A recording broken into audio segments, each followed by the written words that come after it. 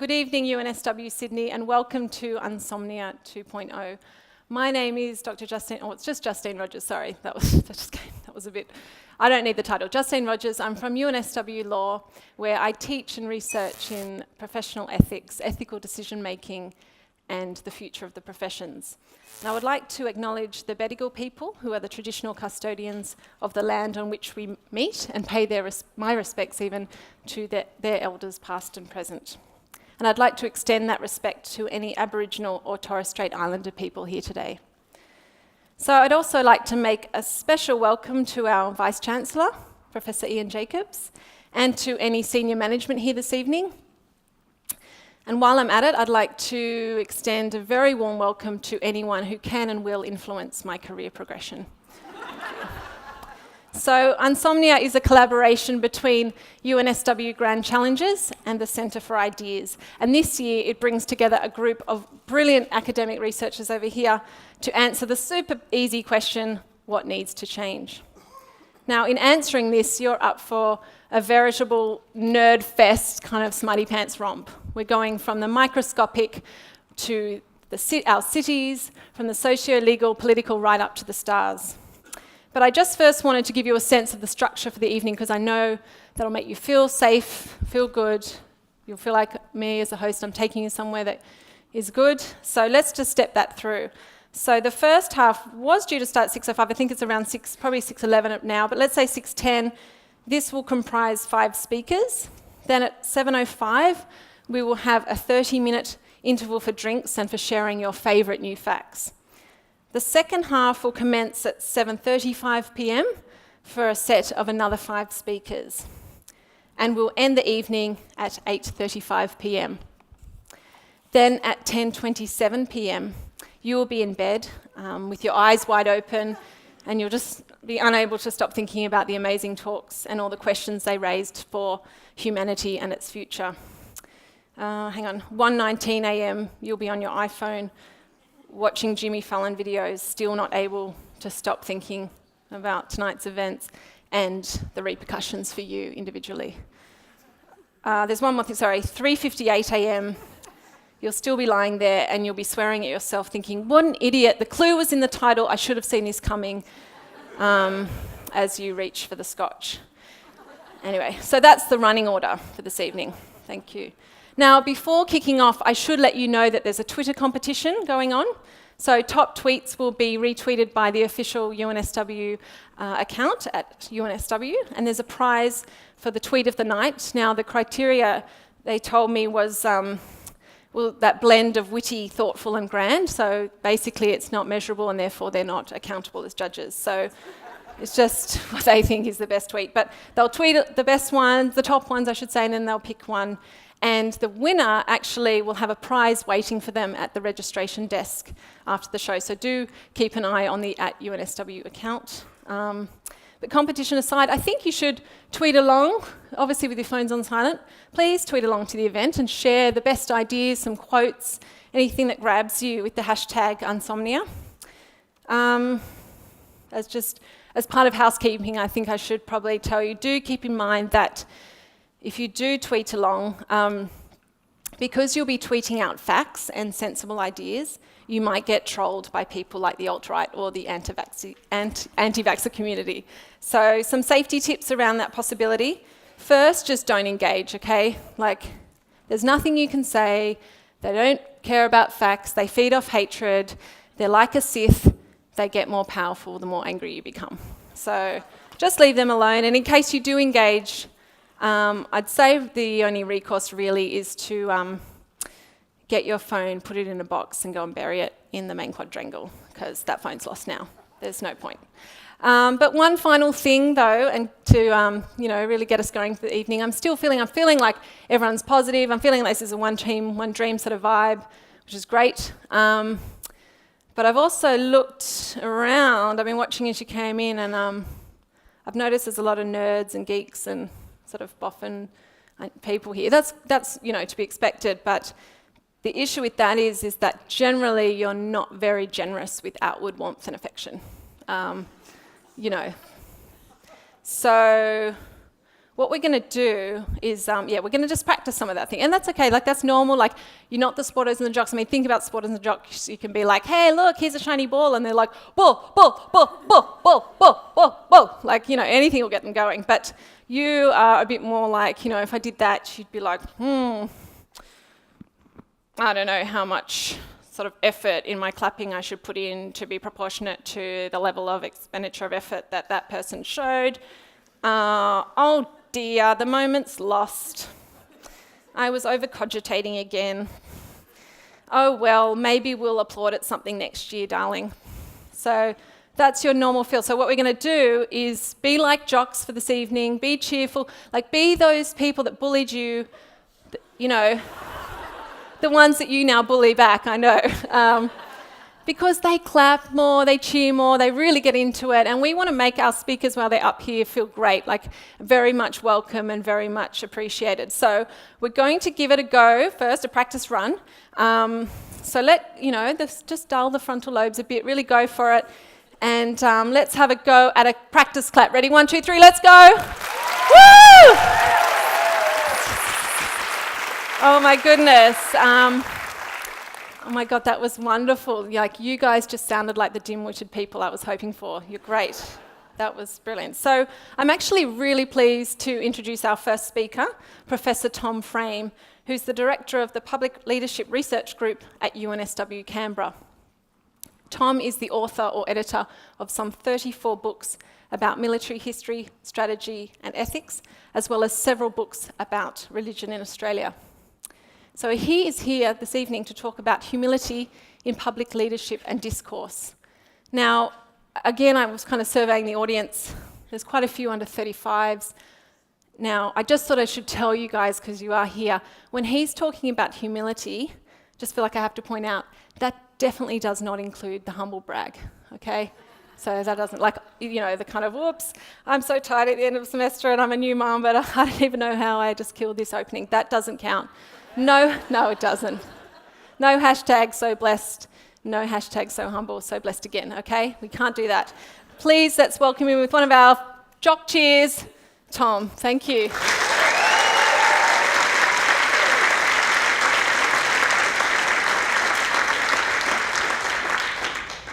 And I'm talking about humility. My work at UNSW Canberra concerns public leadership.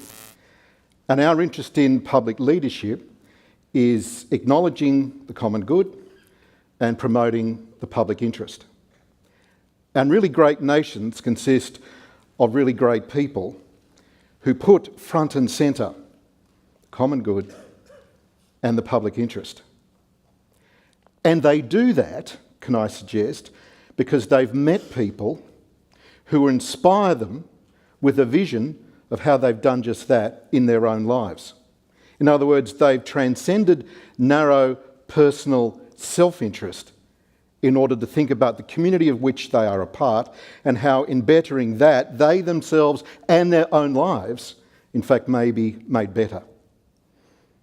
And a great people becomes a great nation, I want to suggest, because of great leadership. Those inspirational people who show us first how it might be done before imploring us to follow. Now, what keeps me awake at night? What's my version of UNSOMNIA? Well, it's this. I'm seeing declining standards of public leadership. I'm seeing deterioration in our capacity to engage as citizens of this great Commonwealth. I don't know that I need to persuade you that that is so. I want to persuade you as to what the remedy may be. But the problem, the malady, I don't think requires much explanation. That's what keeps me awake at night. It keeps me awake at night because so much of our energy is dissipated on things that actually don't matter. About infighting, about individuals more concerned for themselves than the common good and the public interest. And that's something about which I think we all should be concerned. So what is the remedy? Well, one remedy may be to look at effective leaders and create an inventory of all the things that they do. But can I suggest that's to start at the wrong place? The right place to start is actually who they are. Because before you will embrace a vision, you want to believe in the person who's putting it before you. And that requires someone who has certain characteristics that are, at least to you, ones that make you believe that what they're putting before you is also in your interests and will share, if you like, all of the things that we have in common more equitably. So what I'm going to suggest is that it's time to make humility great again. Dare I say it? But the first problem is this. The whole notion of humility is misunderstood. And because it's misunderstood, it's actually maligned. Because when I talk to people about humility, what do they think it is? It's thinking poorly or lowly of yourself. When in fact, true humility isn't about that at all. It is true that the truly humble will not overstate or exaggerate their achievements and their attainments. But I want to suggest to you that true humility consists of not seeing other people in any other way than the way you see yourself. So that when another person achieves something, it's something also that brings you great satisfaction. And when they have a disappointment, then you despair as well. It's, if you like, widening your sympathy beyond yourself to others so that what matters to them, what hurts them, what deprives them of hope, actually has a bearing on you too. Now, of course, most of us understand and experience something of this when we love another person. When they're upset, we're upset. When they're happy, we're happy. But I'm talking about a broader disposition, not just those with whom we're bound in loving relationships, but also those with whom we share, if you like, the body politic. Those people with whom we share responsibilities for deciding who our leaders will be and the kind of policies that we will support at the electorate. So humility is something I think we need to recover. Now, you might say, yeah, but does the absence of humility make that much of a difference? Well, I want to suggest that it does. Because part of the problem in Australia, and it's a lack of humility, is that our leaders are always seeking vindication. It's our leaders have difficulty saying, I was wrong. I was in error. And it also prevents them, perhaps, from promoting someone else who may be better at the task than them, who may be more suitable than the office than they are. No, it's the office that I want, and it's the challenge that I seek, because it's actually about me and my affirmation. Well, that's debilitating of our public life, because it puts people in the wrong places, places they shouldn't be, places they're not suited to being. And I want to suggest to you that we have people in public life at the moment who seem to be in places that don't suit the kind of person that they are. So it matters that there is a deficit of humility in our society. But then you ask me, well, how will the humble achieve anything in a self-regarding world? Won't they get trodden on? Don't they need just a little bit of ego? Well, again, can I suggest you're starting at the wrong place with the wrong question. It's not about what the individual does, it's what they've become or are becoming.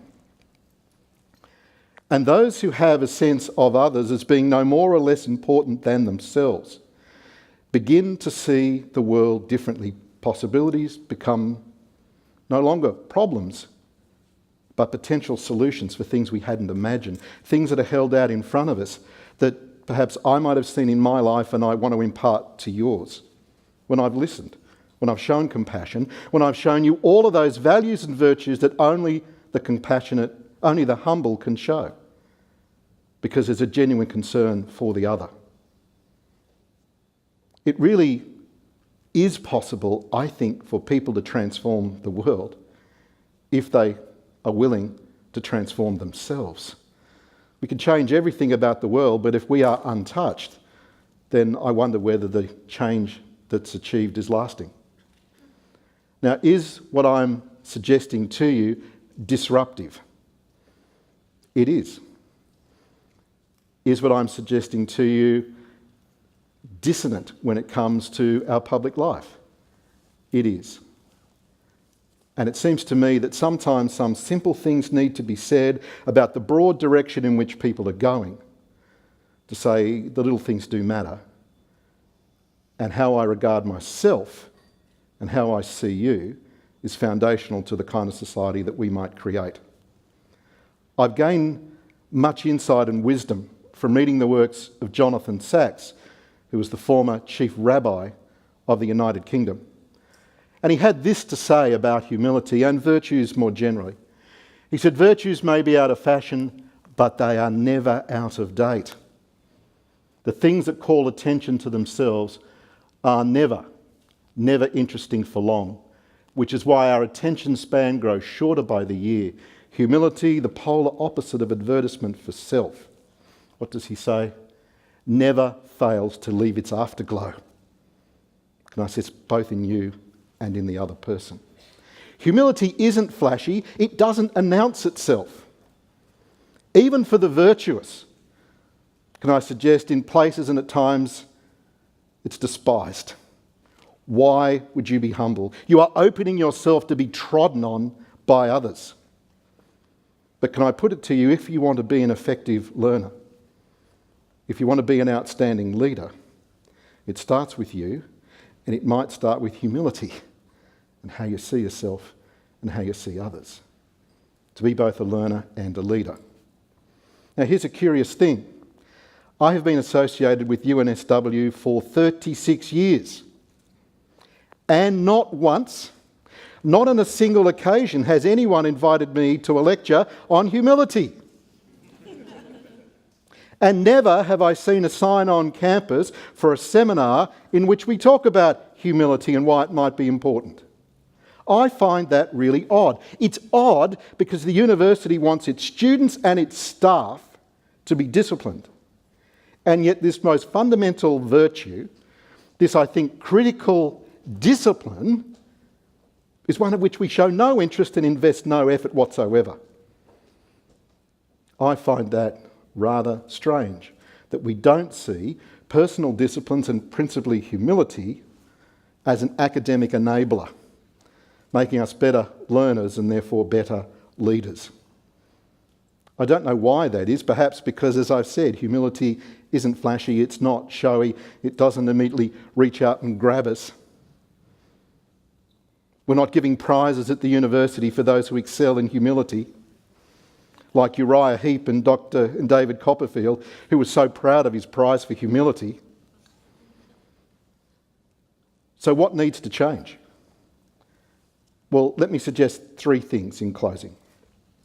The first thing is, I'm inviting you to consider how you do see yourself and others, and how you understand the term humility, and whether or not those things can be brought together, and you might see yourself and humility differently. And actually, rather than it being a disdained and despised virtue, it's something that's alluring and appealing, and something that you seek for yourself as both a learner and as a leader. The second thing that you might do as you think about leadership is not so much think about what leaders do, but think about who they are. And if humility is an important enabler of vision of the common good and the public interest, then it seems to me you might begin to see leadership as a form of service. I don't think you can strive after humility, but you can attain it. And you attain it by serving and serving others. So the leader who serves the individuals, not their own self-interest, and don't seek in what they do to promote themselves above and beyond their fellows because their mother never held them closely enough when they were a child and they need adult affirmation. I'm thinking of no one in particular. That's the second thing. The third thing is if you have embraced humility, if you see and you feel called to leadership as service, then I don't need to persuade you that both the common good and the public interest are things that might shape your outlook and form the agenda, the vision that you might share with others. It will be self-evident. You could do no other. But we don't tend to talk much about the common good and the public interest in Australia in the context of leadership. We don't tend to talk about it in our public conversations more generally. It's assertion and counter-assertion. It's argument and disagreement. We have a program in which we ask a question but we don't give an answer. It's really question and attack is perhaps a better description. And all we find better at the end is how much some things divide and how we can sometimes fear so few things unite. So I want to leave you with the thought tonight that by making humility great again, this university might decide that personal disciplines are more important than it is thought in the 36 years that I've been associated with it, and promote it as something worth having. Not necessarily within and for those who receive it, but for this university's capacity to provide the leaders that this nation needs, and never has the need been so great.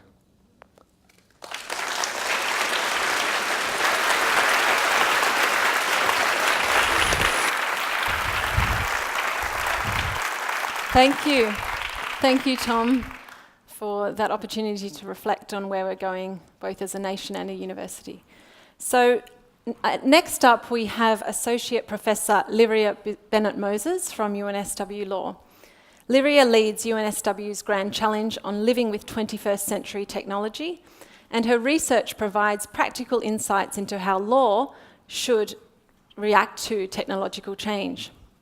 Tonight, she'll be arguing against keeping knowledge in boxes. Now, it's never healthy to approach a problem in life with only one set of mental tools. I'm presuming, I know that that's one of the main themes of her talk. And I tell that to my students all the time. I mean, in our ethics class, only the other week we did the driverless car problem, so a sort of extension of the trolley car problem that you might be aware of. So I set it up as a choice that you're in the driverless car, and you can either keep going as the driverless car is on its course and kill an old man, or you can intervene and swerve left and kill Justin Bieber.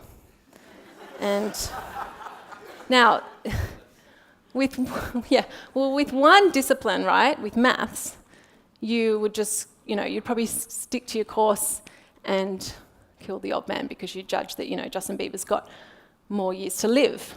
But let's improve this car's thinking. Let's give this car musical taste. In which case, the correct answer is, what's the correct answer? Yeah, you swerve left and Bieber has to die.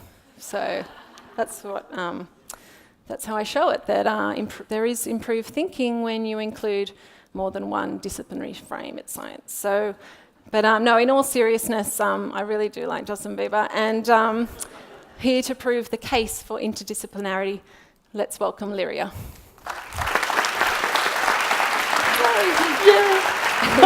Should we do it? I'm going to begin with a story about our education system. Imagine the current boundaries of human knowledge as a white circle. We start in primary school. Those boundaries of knowledge lie a long way out. Nevertheless, our education has great breadth. We do maths, we get exposed to the beginnings of literature, we encounter history, geography, and so forth.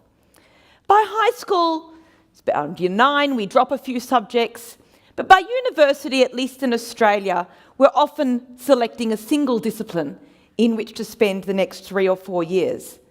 Then postgraduate study narrows our focus still further until finally we get the PhD, piercing the outer limits of human knowledge. By this point, We're often loyal to a single way of thinking, a single view, a single conceptual framework. And many of us will spend our entire academic lives working within that. And this is how universities build knowledge. Working within disciplines, we pierce the circle. So why is this a problem? Well, so many of the challenges our society faces today cannot be solved within a single discipline. Take climate change as an example. To solve this, what do you need? Well, first of all, you need to understand the science, right? You need to be able to communicate it. You need to understand what the hell is going on with our politicians, right? You need to understand what the law can do here in terms of regulating to reduce emissions. You need enough knowledge of economics to make sure you make the right decision so we don't go broke. You also need not only all of those, but international relations, because it's not just an Australian problem. How are we going to negotiate with this with the world? And finally, you need moral philosophy, so you want to answer these questions in the first place. So how do we encourage thinking outside a single disciplinary box to be able to solve these kinds of problems? Well, one solution is dual degrees at the undergraduate level. I myself did mathematics and law here at this university, and that's fantastic. It meant when I was looking at a trust deed while working in a law firm, not only could I analyse the legal provisions, but I could also look at the formula and realise that the last person who took their units out of this trust would get $0, right? So that you can put things together. In my own research now, I've been looking at machine learning, and the mathematics background has given me enough of a sense of what's going on to realise that machine learning is less magical oracle and more a particular mode of reasoning with its own logic. So, for example, I've been looking at risk assessment tools that are used in the criminal justice system, particularly in the United States. This is a system by which people respond to a questionnaire and facts from their case are taken and they're compared with the vast reams of data out there about people who've been through the criminal justice system before, and they're given a risk score. How like other people who have, say, been released on parole and reoffended is this person? Black box tools, commercial in confidence. Now, the first problem with them is bias, and the world didn't need me to say that. ProPublica has said it. In other words, in the United States, if you are an African American, you are more likely to be a false positive, that is, be given a high risk score but actually do nothing wrong, than if you are white, right? Despite these kinds of problems, these tools have been endorsed by the Conference of Chief Justices in the United States, and in the case of Loomis in the Supreme Court of Wisconsin, the court confirmed that they could be used even at the stage of sentencing, with various provisos in there, can't be the only factor and so forth. But nevertheless, these tools could be used, these black box tools that judges can't understand.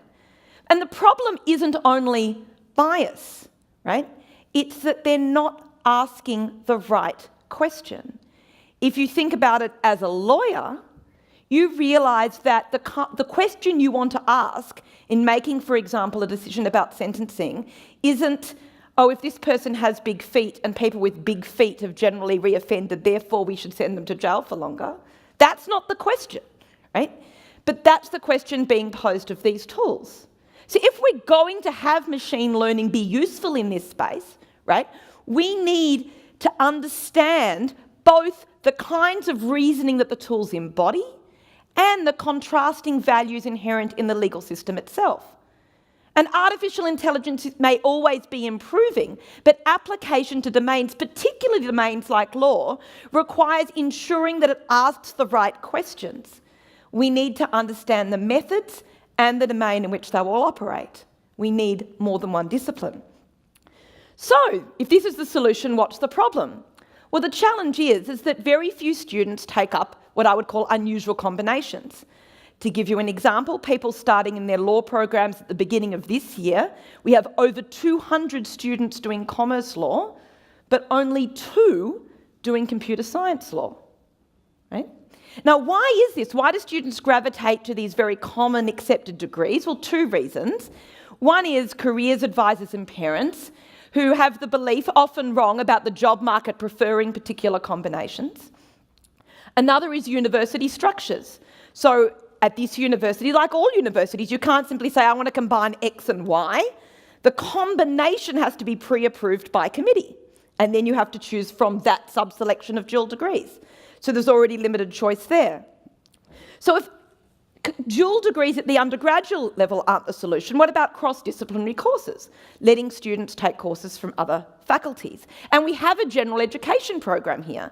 And the challenge is that it tends to lead to disciplinary tourism rather than deep skill building. We also offer courses within faculties, right, that take students outside the disciplinary domain of that faculty. So, for example, I teach a course called Designing Technology Solutions for Access to Justice, which takes law students and teaches them how to build expert systems to solve a particular problem around access to justice. Okay, and that's fantastic that law students have that, or I think so, right? But why am I teaching it, right? I basically am a semester ahead of them in learning about expert systems. I'm not a computer scientist. I'm not in information systems. Why am I doing it? I'll tell you why. Because of the way the faculties distribute income, right? So the law faculty assumes in its budget model that law students will do subjects taught in the law faculty by law lecturers, professors, and so forth, right? So they have no incentive to let their students free range across the university's offerings, and the same problem exists for every faculty, right? So that's a problem. All right, so if we can't solve it at the undergraduate level, what about we wait, let them get to their PhDs and solve it with interdisciplinary research? And this is what the grand challenges are ultimately about. It's taking people from different spiky edges around the circle and encouraging them to work together or at least talk to each other, right? I'm leading the grand challenge on living with 21st century technology. And through that, I want to bring together people in artificial intelligence, biology, biotechnology, and philosophy, and get them to think together about the future of humanity. I want to bring together designers, engineers, psychologists, and lawyers to think about how we can ensure that technology is designed with human users in mind. And I think that's great. I'm doing it. But what are the challenges at the stage by the time we get to interdisciplinary research? Some are institutional. So research is divided up into field of research codes. And again, let's go for faculty incentives. The law faculty is incentivised to care about research in Code 1801. That, by the way, is all law, with the somewhat anomalous exception of Maori law. Nevertheless, right, my research tends to fragment. So if I am looking at artificial intelligence in government decision-making, I can pigeonhole myself in administrative law and get into Code 1801. But if I'm looking at artificial intelligence in law enforcement, then I'm in a criminology code. And if I'm looking more broadly at law as an instrument in shaping innovation pathways, who knows what code I'm in? And by the way, I'm already beyond my faculty limit of 2, right? So institutionally, there are real challenges in researchers thinking outside their box. But there are more practical concerns as well. People who've studied in different disciplines have different vocabularies. Encouraging them to talk to each other and understand each other at that point is a challenge. You have two people, for example, with deep disciplinary knowledge, but little knowledge of each other's conceptual universe, and you're saying work together. By that point, a lot of the time, it's too late. So, my disruption. I want to ask a very basic question. Why do we do this? Why is specialisation the primary mode of university education in Australia?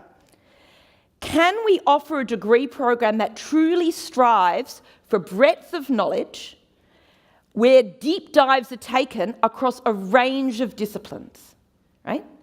Where the curriculum is based around problems, whether climate change, the challenge of increased automation reducing employment, or my own favourite, the impact of new technologies on how we govern ourselves. In my imagined program, students would learn how to draw from different disciplinary domains in order to solve problems and debate the issues that matter. Right? You would be giving people the skills to grow knowledge in new ways. Something like this. Building knowledge, not at the edges of the circle, but through connections, by adding a new dimension of inquiry. Now, would these people be able to get jobs? Well, I think already employers are ahead of universities in realising that the degree program matters less than the transferable skills. And you only need to look and see the diversity of people working in consulting firms or in the public service to realise that. So I don't think there's any reason to think that the kind of broad education I'm talking about, that encourages students to find solutions to problems in whatever discipline they may lie, will be unemployable. Now, I'm not suggesting this kind of education is for everyone. We still need all of those spikes. But the ability to think creatively and broadly, floating freely across predefined conceptual frameworks, may be the only skill remaining in which we can outcompete the robots. And it is, I believe, the best way to ensure that future humans are able to design things like artificial intelligence techniques and other technologies to match domain requirements, ethical frameworks, historical lessons, and planetary needs. Thank you.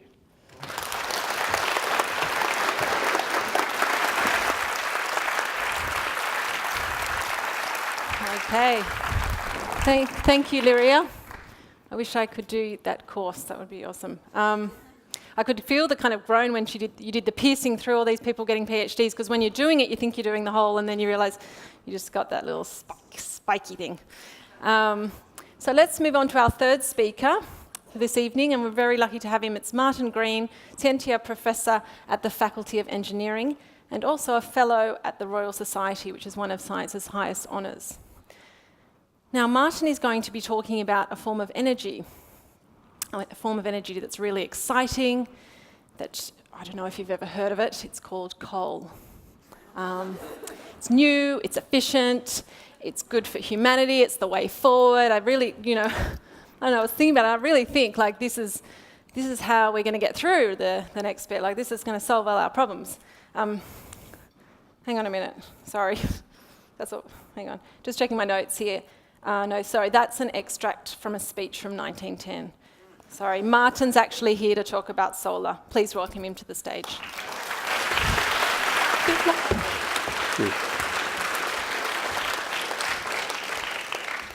Hello, everyone. As Justine very clearly explained, my research involves solar photovoltaics.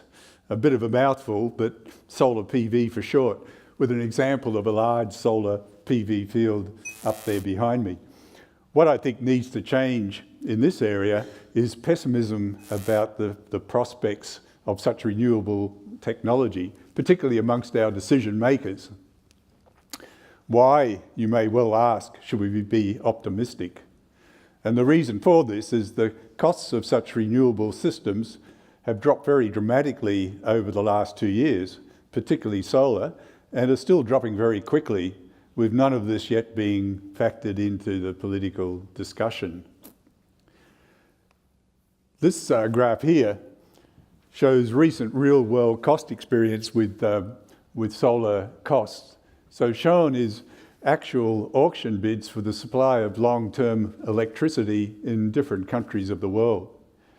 So the red dotted line shows the progress with the solar costs.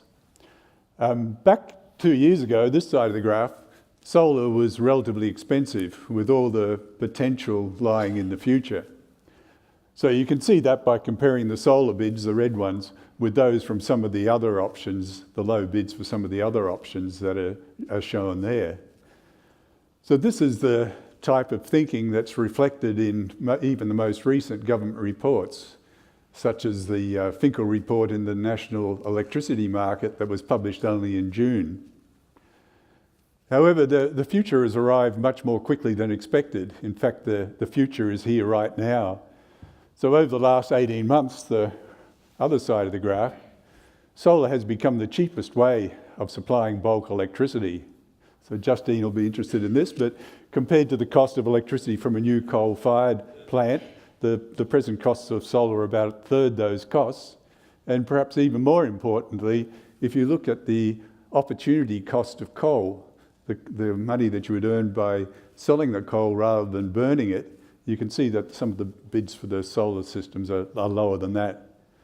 So that means from now on, burning coal to make electricity when the sun is shining is a lot like burning dollar notes instead.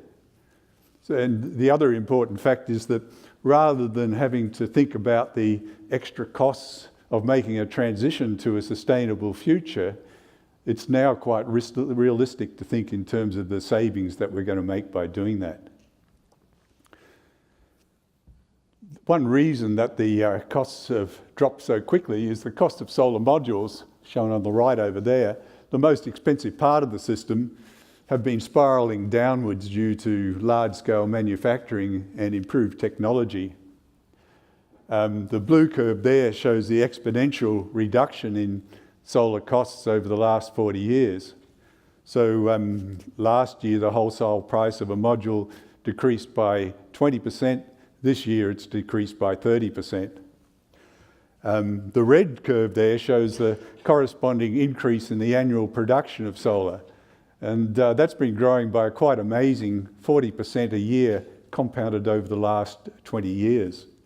So this year, for the first time, we'll produce over 100 gigawatts of photovoltaics in 1 year and install it, or equivalently, 1/10 of a terawatt. That's equivalent in capacity to about 100 large coal-fired power stations.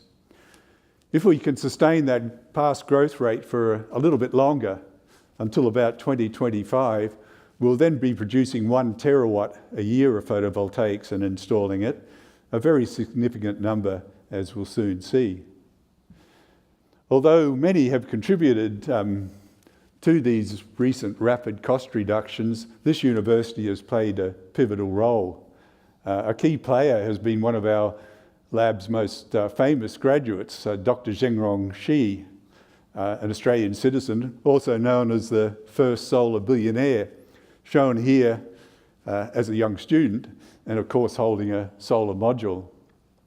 Zhengrong showed considerable initiative in using the skills that he had picked up here in establishing the first solar cell manufacturing in China through an Australian-Chinese joint venture. And the second photo there captures a very historic moment that I obviously was very pleased to be part of. The opening of the first solar PV production line in China. In 2002 this was. So Zhengrong was then able to very quickly expand his manufacturing capacity by listing on the New York Stock Exchange and building this very small company up into the world's largest manufacturer. So his initiative was the key to the massive explosion of the industry and to the present low costs that I mentioned earlier.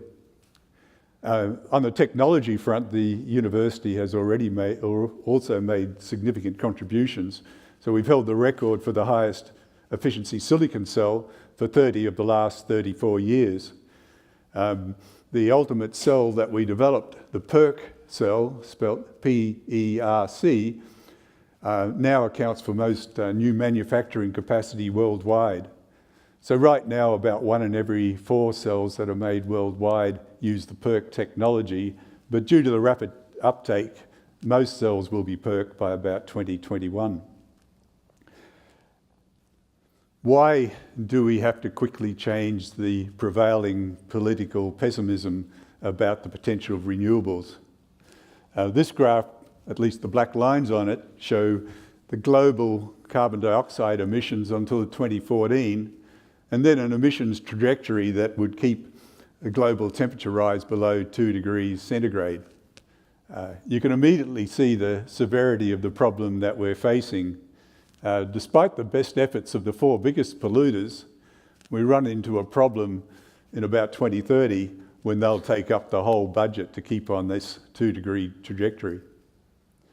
This slide was actually made in 2015, and if you remember back to my earlier slide, back then solar was still relatively expensive, so things did look pretty hopeless. But with the recent rapid cost reductions, I think we now have a chance. As I said before, if we can continue the past growth rates for a little bit longer, we should be producing 1 terawatt a year by 2025. And the region to the right there shows the impact of installing 1 terawatt a year would have upon the reduction of carbon dioxide emissions. So you can see it's of the right magnitude to maintain that 2-degree trajectory, and also importantly, also on the right time scale. If we look at the source of these CO2 emissions, you can see that electrical power generation is the big problem. accounting for close to 40% of global CO2 emissions. Fortunately, that may also be the easiest to address. All we have to do is keep installing more of those large PV systems, such as I showed in the earlier slide, as is happening in many parts of the world, including recently in Australia.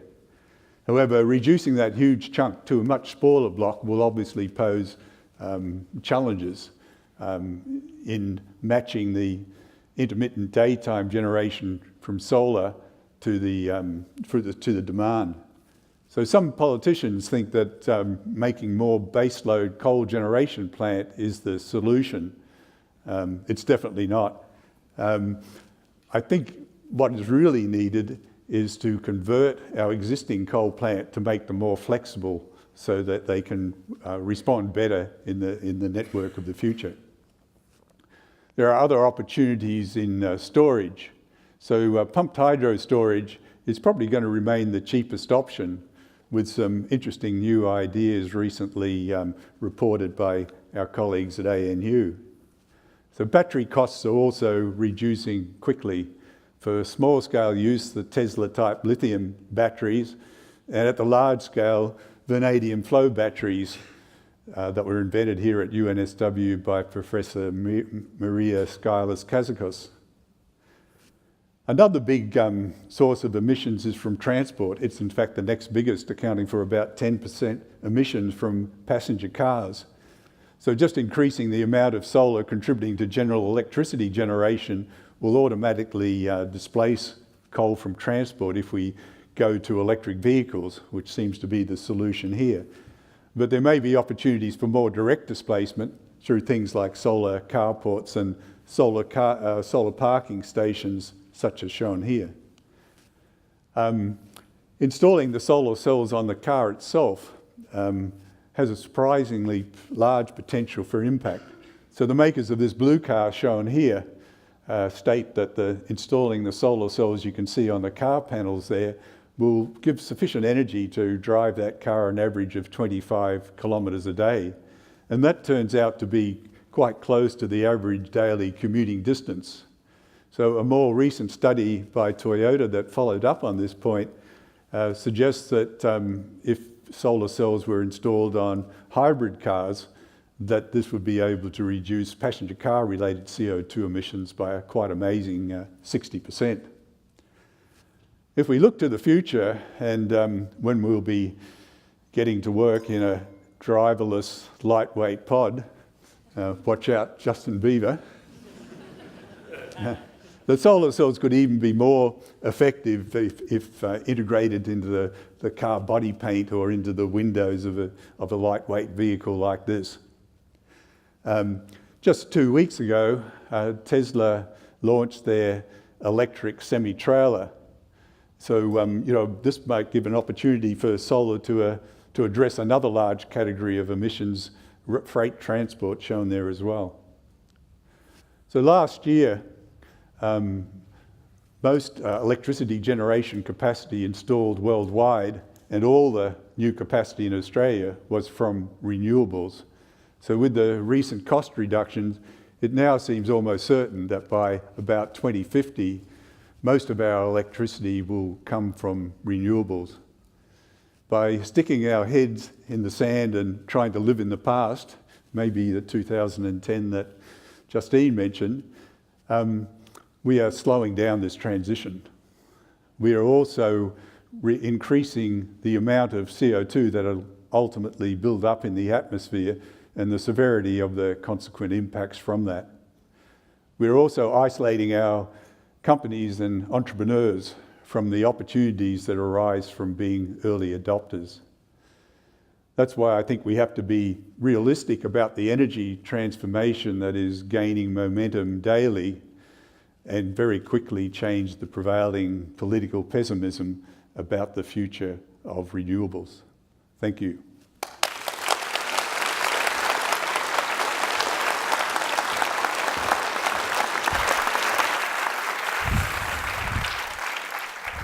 How good was that callback to Bieber? Thank you. I didn't see that in you. It was very much appreciated. So it's now time to talk about sex. Is everyone up for that? I was going to play the song, but my husband said the tech problems might not work and maybe the tasting would come back and bite me. I'm not sure. Anyway, Dr. Denton Callander is here to talk about sex. He is a research fellow in sexual health at the Kirby Institute, and he's here tonight for us to talk us through all the meanings and practices of sex. Now, I've said sex a lot then. I think I said it a few more times than I even had on here. I'm sorry. I don't know what's going on. And I want to acknowledge his work, because through his work he's, breaking down barriers, he's exposing taboos and ridding them, he's helping lives in the process. But I just want to say up top, I don't care what he tells you tonight, there's one part of sex that, it just makes, sorry, there's just something that, look, I'm just saying, if someone asks you to do this, you can say no. Like, you don't have to do it. It's very uncomfortable. There's often a lot to clean up afterwards. Like, you don't have to do it, okay? No matter what he says, just, like, does anyone know what I'm talking about? Well, I'm of course talking about the Lady in the Tramp spaghetti restaurant thing. Like, that's abhorrent, right? Like, sauce everywhere, there's slurping involved, someone always ends up with the longest string. Like, it's disgusting and gross, and it's got to stop. So I guess that one was for me. I felt like that deserved more than that, I've got to say. So there's part of me thinking, like, I could have practiced more and not have this and blah, blah, blah. There's part of me thinking that was on you, because you could have gone on board with that and really tooted that train with me, but you chose not to. That's okay. Let's welcome Denton to the stage. Thank you.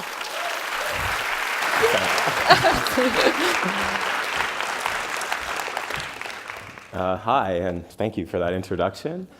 So as you might guess, I love sex, actually quite a bit. I think it's amazing, and as a field of study, it is truly endlessly fascinating. And looking around tonight, I think a great many of you are probably pretty fascinated with sex as well. I mean, you guys, it can create life.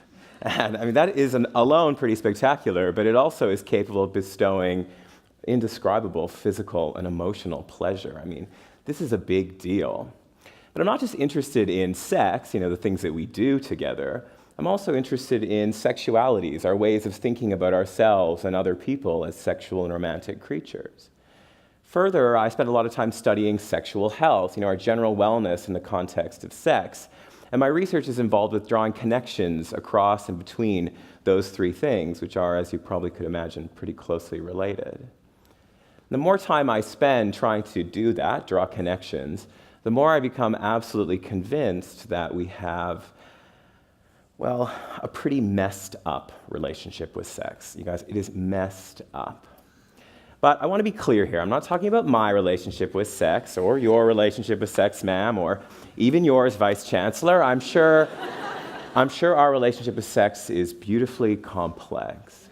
Tonight, I want us to get thinking about the big picture stuff, the way in which our societies, I should say, as organized groups of people, struggle to engage with sex as a social concept. And every society around the world and back through time has struggled with it in one way or another. To me, the inherent tension of sex is part of what makes it so spectacular. But when we struggle with it collectively, socially, there can be very real negative consequences. Okay, so what am I even talking about here? It's really useful to think about sex in kind of like styles of engagement of our societies. And there are really three things that we do primarily. The first thing our society does with sex is we pathologize it. We become fixated on the things that can go wrong. Things can definitely go wrong with sex. I mean, I'm a sexual health researcher. I spend time thinking about risk. There's infection. There's a whole list of things that can go wrong. But that is only one part of what sex is. And when we focus on risk to the exclusion of all else, we don't prepare ourselves for what sex is actually like. And this, in turn, can compound the likelihood of those very risks taking place. The second thing that our societies do with sex is we obsess over it. Man, do we love sex. I mean, we go bonkers for it. And if you doubt this, just flip open Instagram now or open a magazine. I mean, Media of all stripes are absolutely overrun by sexual content. I actually don't mind that. I love a sexy picture on my Instagram on the bus to the university every morning. The problem isn't sexual storytelling. That is actually very important. The problem is our representations of sex are very rarely accurate, and they are at worst dishonest. So those dishonest representations become even more troublesome when you think of them as a primary source of information about sex for a great many people. People learn about sex through the media they consume, so if we are being inaccurate or dishonest, we are causing some real problems. And the third thing, and this is probably to me the most troubling, the most problematic, is we try to control sex. We love trying to control sex. Rules and regulations about it absolutely abound in our societies. I'm not suggesting that sex should be devoid of some form of social order. I mean, I really appreciate, for example, that no one I can see right now is having sex. And if you are, I also appreciate that you're being very discreet. It's not about no order, but I want to be really clear here. Control of sex is not about our social welfare, it's about controlling people. Usually this is sold to us as some form of moralism, but the reality is that in capitalistic societies, controlling sex is about sustaining population growth through narrowly defined family units. It also has the handy benefit of creating social others against which we can project our angst, social enemies that we can hate, pity, and fear. The real challenge with that, and you may be thinking, okay, he's totally gone off on a mad conspiracy theory now, but the real challenge with that is even among the well-meaning, control of sex basically never works the way you think it's going to. More often than not, it produces harm rather than good. It does virtually nothing to change sexual practice or identity or behavior. And as I said, it marginalizes segments of our population. And if I sound pessimistic here, it's because history is clear. It is absolutely littered with examples of our failed attempts to control sex. You've heard the expression, life finds a way. Well, sex certainly finds a way. It has, and it will continue to. It will not be shackled by any government or church. If we're going to be pragmatic about this, we need to work with our sexual natures and not against them. So behind me is a photo I took a few years ago of the Wall here in Sydney, and you may have heard of the Wall. It's in Darlinghurst, and for decades, this was a major site of sex work in Sydney. Today, I don't think any sex work goes on there. The only hustling is from maybe that one sad City of Sydney parking meter. But it remains a pretty consistent symbol of sex work in this country. For me, sex work really beautifully captures these three ideas: pathology, obsession, and control. I mean, you'd be hard-pressed to have any conversation about sex work that isn't focused on the things that can go wrong. And, I confess up, I research sex work, and I'm often focused on the things that can go wrong. And there are risks inherent in sex work, just like there are risks inherent in all of our jobs. But we miss out on the things that sex work can do that are good for people. And I can assure you there are things that it does that are good. A lot of my research and the research of my colleagues finds that, for example, people who hire sex workers are a diverse group of men and women who can find certain emotional and sexual needs met through sex work. On the other side of things, sex workers can find highly flexible, relatively high-paying employment. This isn't, of course, everyone's experience with sex work. As I said, things can go wrong. But it's the experience of a great many people, and truly, we never talk about that. We create a really unbalanced picture about what's going on. It's dishonest. We then build that unbalanced portrayal into our media, into our obsession with sex work, and you could probably name dozens of movies, hundreds of movies, songs, books, poems, television shows that have sex work involved in some way. But you know what? They're also boringly consistent in the stereotypes they reproduce about sex work, which is usually, a drug-addled sex worker in need of saving and a predatory, lonely client preying on an unsuspecting sex worker. We know the data are clear. This is not the lived experience of most people. We need to be honest about what's really going on. And when it comes to control, sex work is the best example I can think of society's struggle to control sex. It has endured almost every form of legal and social control you could imagine. Now, somewhat tellingly, the rationale for those control tend to change with every generation. So in the early 20th century, it was about ensuring military readiness. And then in the 50s and 60s, it was all wrapped up in emerging feminist theories. And in the 80s and 90s, it was panic and genuine concern about HIV and AIDS. Today, control of sex work is sold to us as a way to address human trafficking. We have so much data on this. Human trafficking represents a small minority of sex working experiences around the world, and even a much, much smaller proportion of sex working experiences here in Australia. Now, I don't say this to diminish human trafficking as an issue. It is very important and troubling. But it is sold to us, it is purposefully conflated with sex work as a mechanism by which we can exert control. We absolutely must resist that. And to me, what is so troubling and annoying about this is that if you really want to do something about human trafficking, you decriminalize sex work. Because when people feel comfortable and safe coming forward with the things that they see, that really undermines the human traffickers.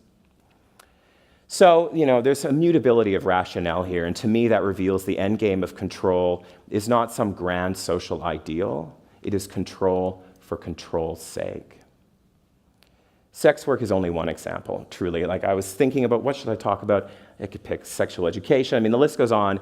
We struggle in these three patterned ways when it comes to sex. And make no mistake, many of the ills that we associate with sex are both fostered and sustained by our struggle to engage with it as a society. We can do better. We have to do better, because a society that values things like sexual freedom, sexual diversity, and even sexual pleasure, this is a society that is safer, healthier, and happier. Thank you, and I hope you have some wonderful sex this weekend. Well done. Oh, Lord. Thank you. Thank you. That was amazing, Denton. Very provocative and a little bit of a burden for me, because I know my husband now is going to say that a scientist said we have to have sex, but hey, just me. All right. So now we're going to introduce, I'm going to introduce even Solange Cunin, who is the last speaker before we break for the interval. Solange is a recent UNSW student and CEO of CubeWriter, which is a groundbreaking science education company that is allowing students access to the stars. So I won't tell you too much more about what she does. I don't want to preempt her talk. But let's just say when I read up on it, I was very jealous. I don't know if anyone else is in the same box, but the closest I got in the 1980s to the stars was lying that I'd seen Halley's Comet the night before.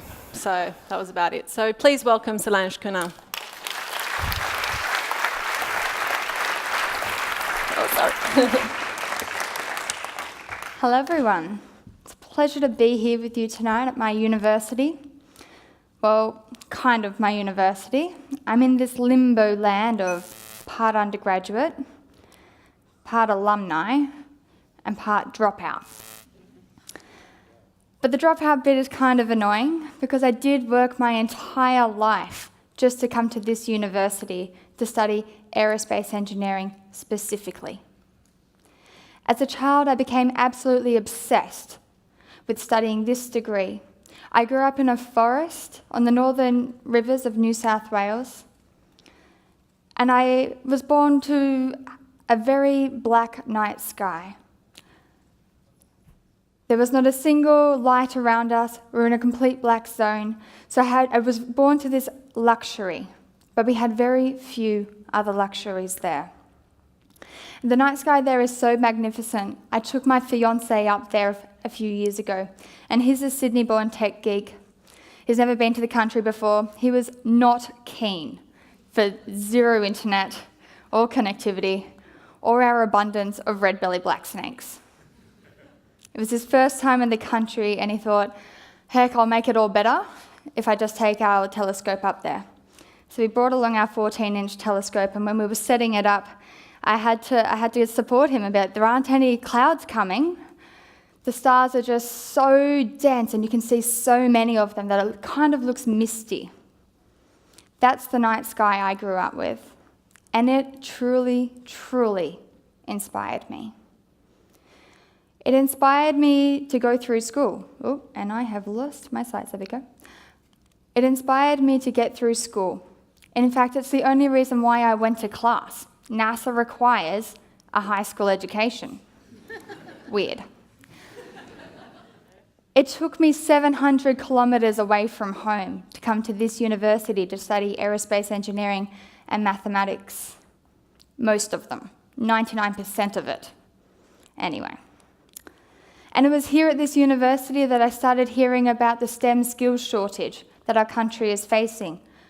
If anyone else grew up under a rock, STEM stands for science, technology, engineering and maths, which basically means if we're going to quench the thirst of 21st century industries, we're going to need more people with technical and computer skills. Period. Our government released a report saying that 40% of jobs were going to be taken by automation and robots. We've heard that before already tonight.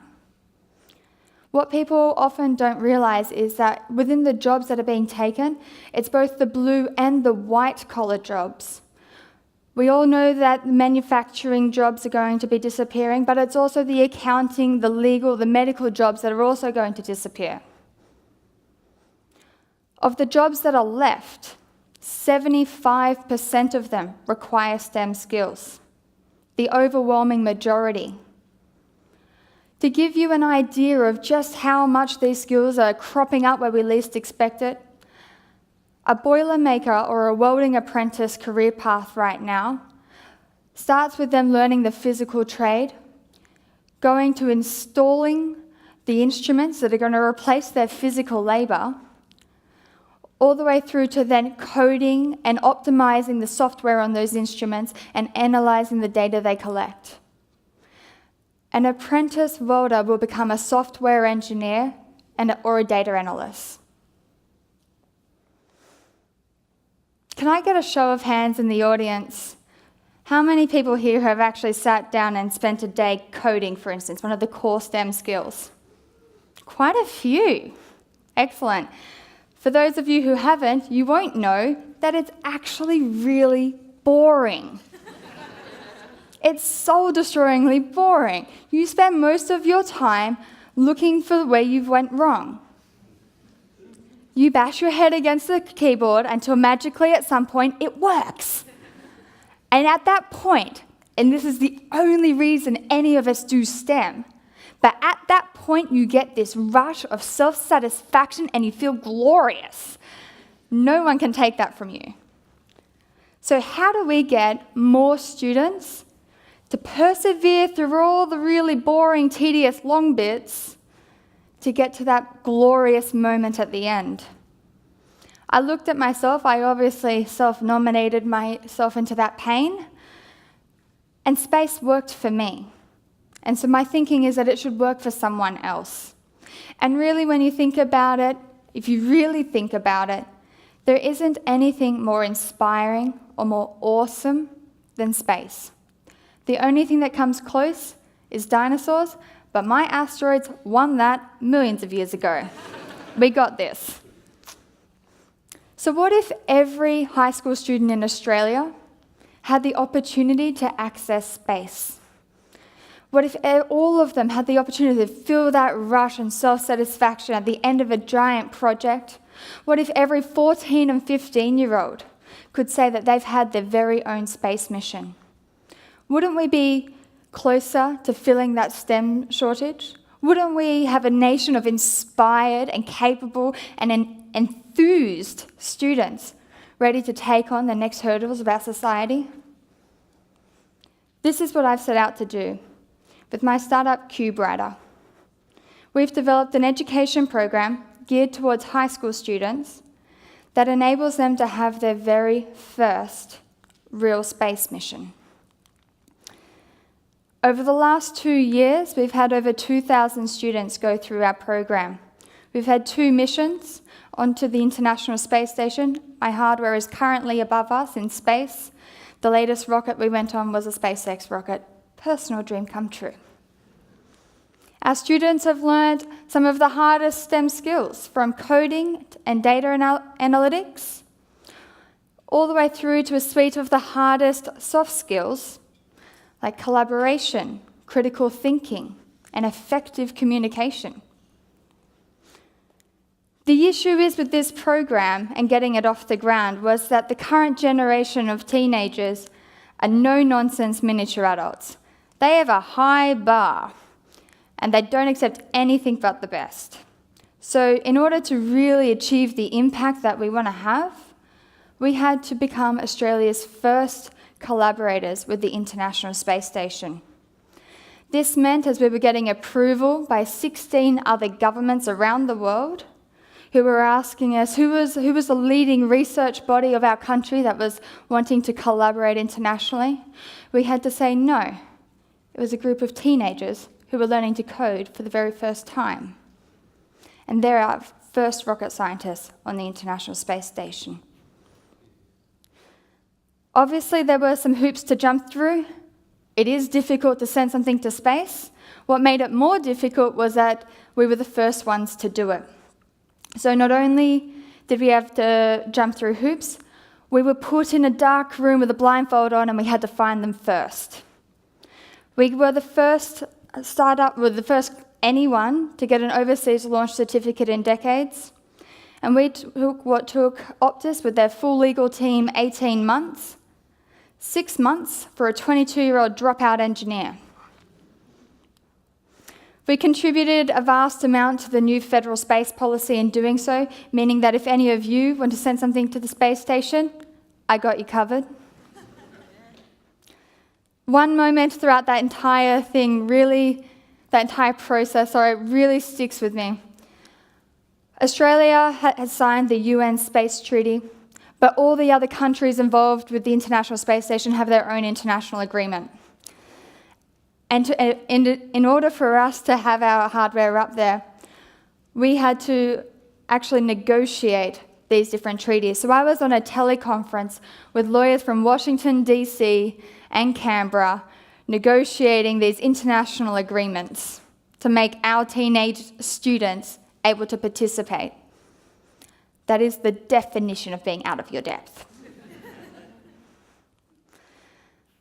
So the way that the program works is that students use a replica piece of hardware that we've designed, a programmable sensor module. And we've got one of those on the International Space Station.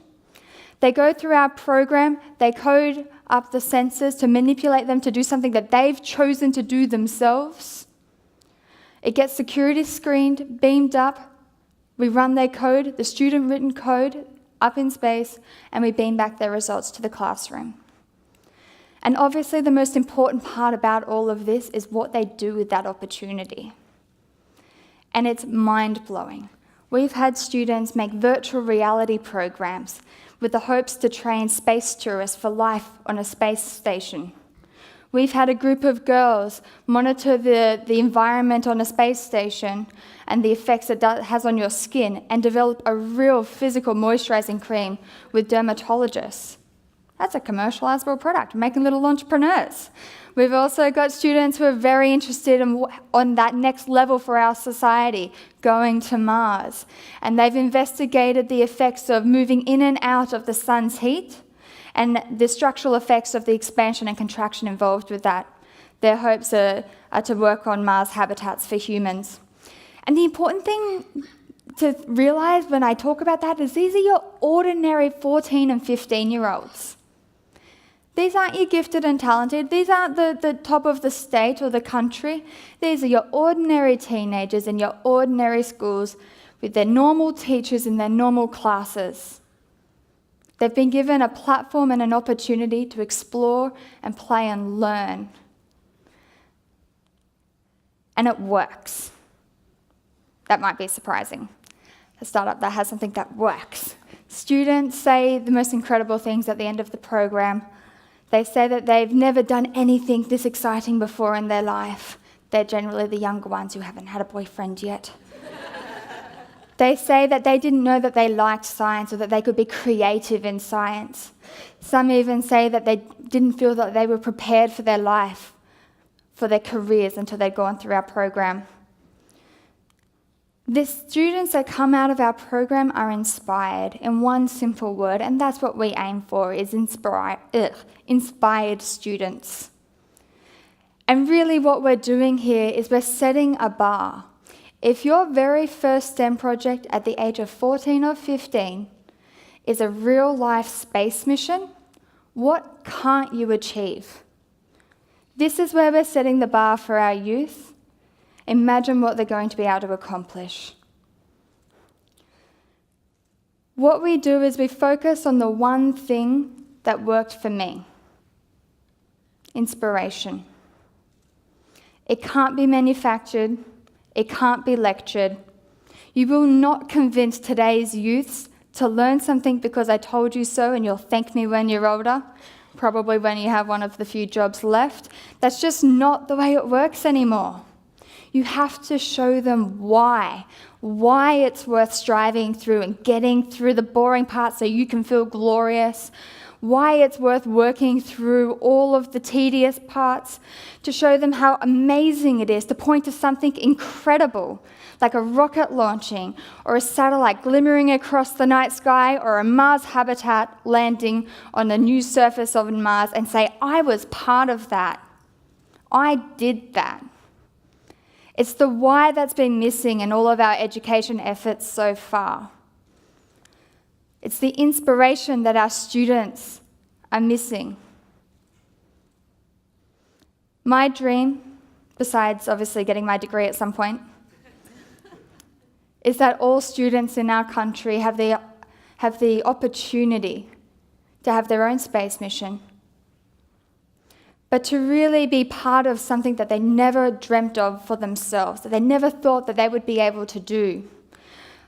I hope that all of these students can have an experience that takes them above and beyond the normal classroom and really allows them to reach for the stars. Thank you.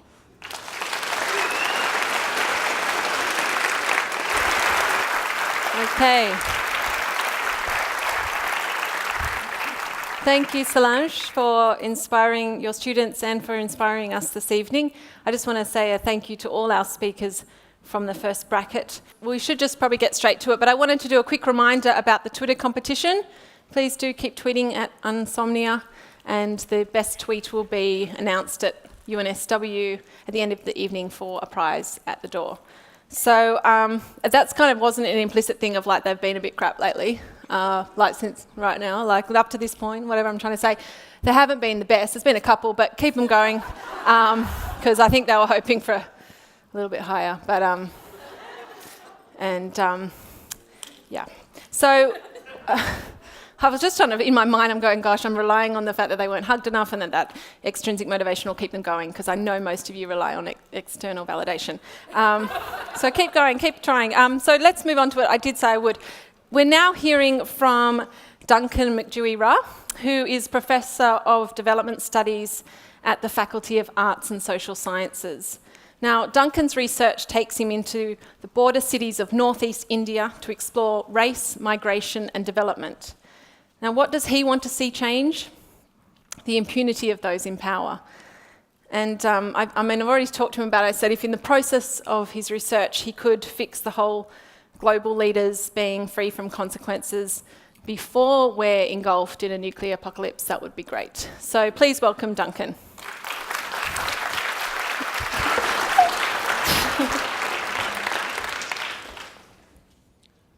Imphal is a city in India's northeast frontier, way, way up on its border with Myanmar.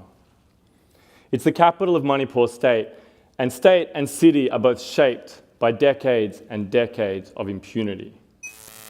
I want to argue that Imphal is the urban manifestation of impunity.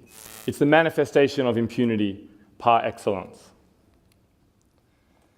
The seed of impunity are the military and paramilitary representing the Indian government who have been undertaking counterinsurgency operations in Manipur and Imphal for decades.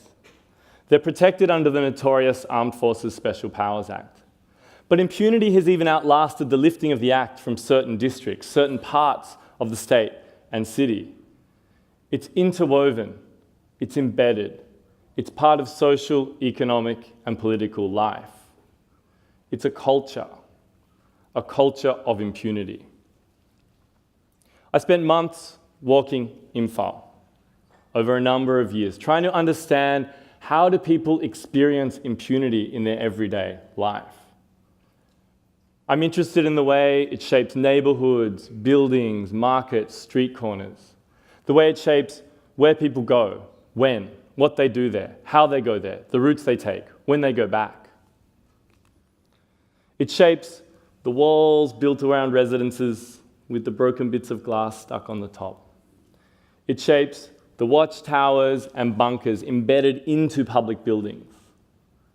It shapes the settlements on the outskirts populated by people fleeing worse violence in the hills.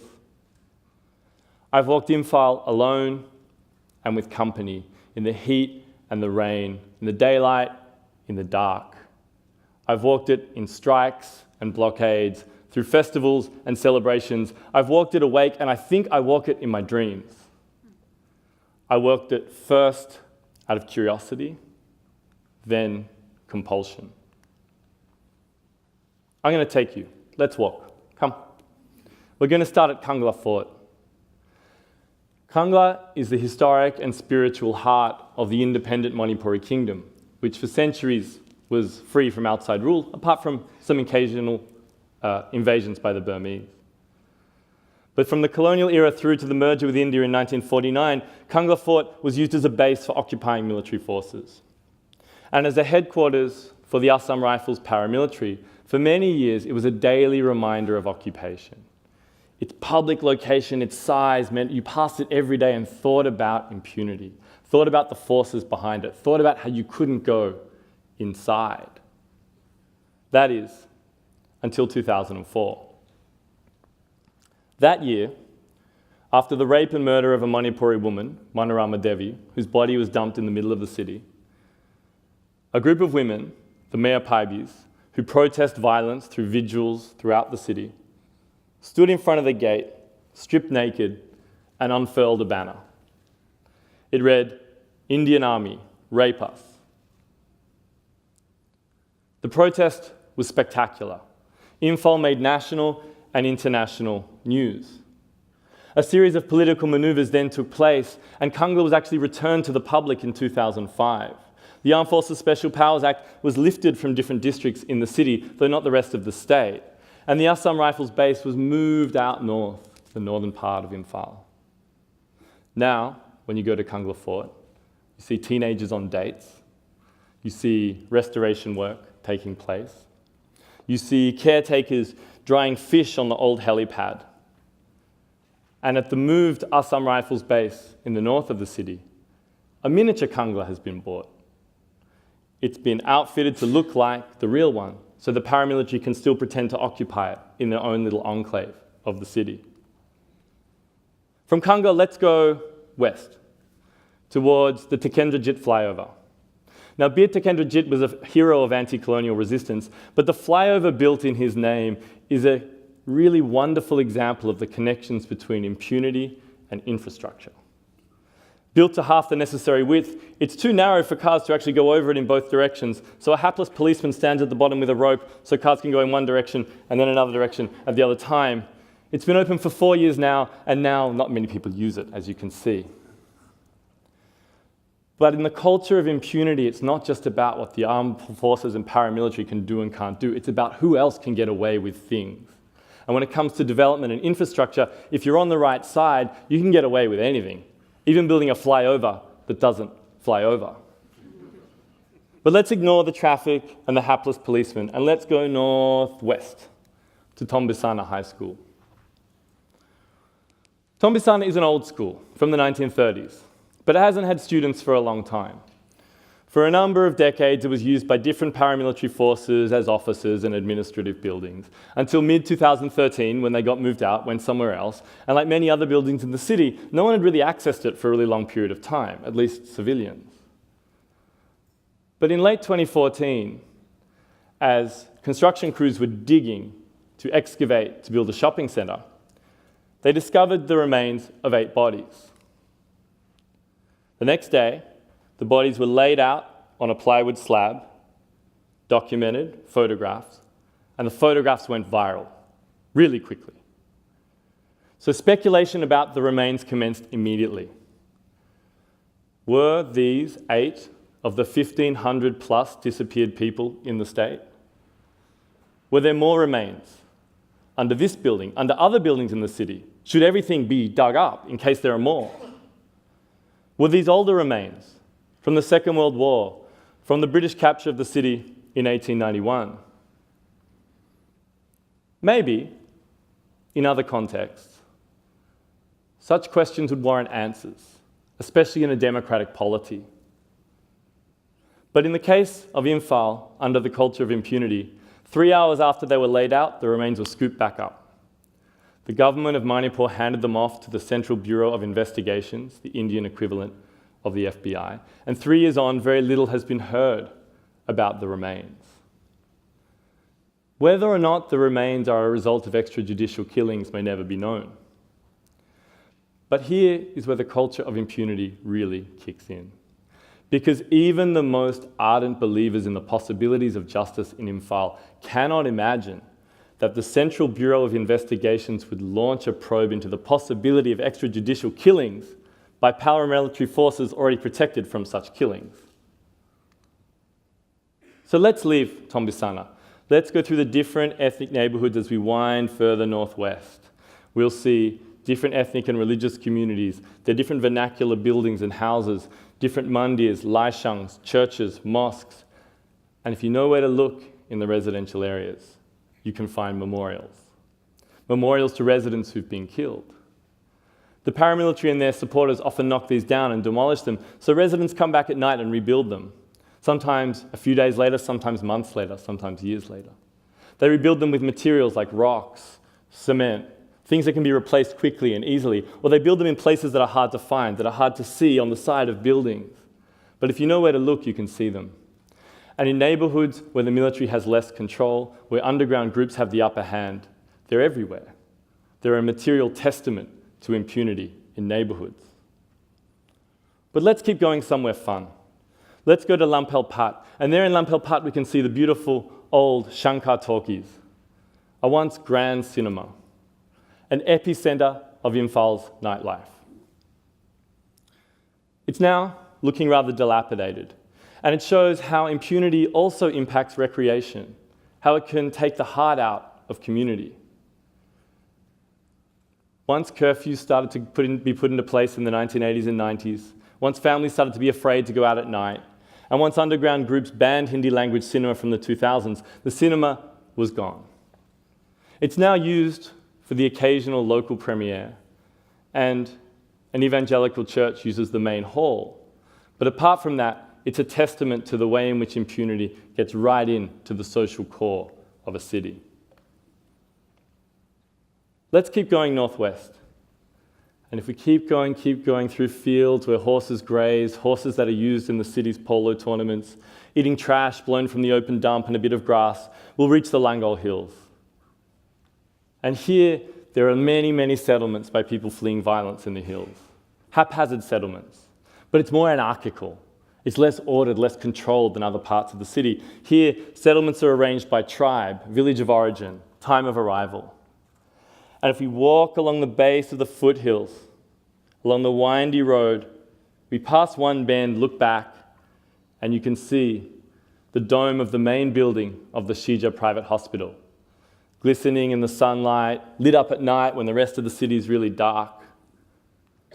Shija is an anomaly. In a city of dysfunction, its 600 beds, specialist clinics, private ambulance fleet, and nurse training school make it one of the best hospitals in the border region. It even attracts patients who come across the border from Western Myanmar. Because patients travel so far for care, a mini city itself is built around it, of guest houses, restaurants, places people can stay, translators, fixers. It was started by doctors who were fed up with the dysfunction in the in the public hospital system. But it's more than just that. It's more than just healthcare.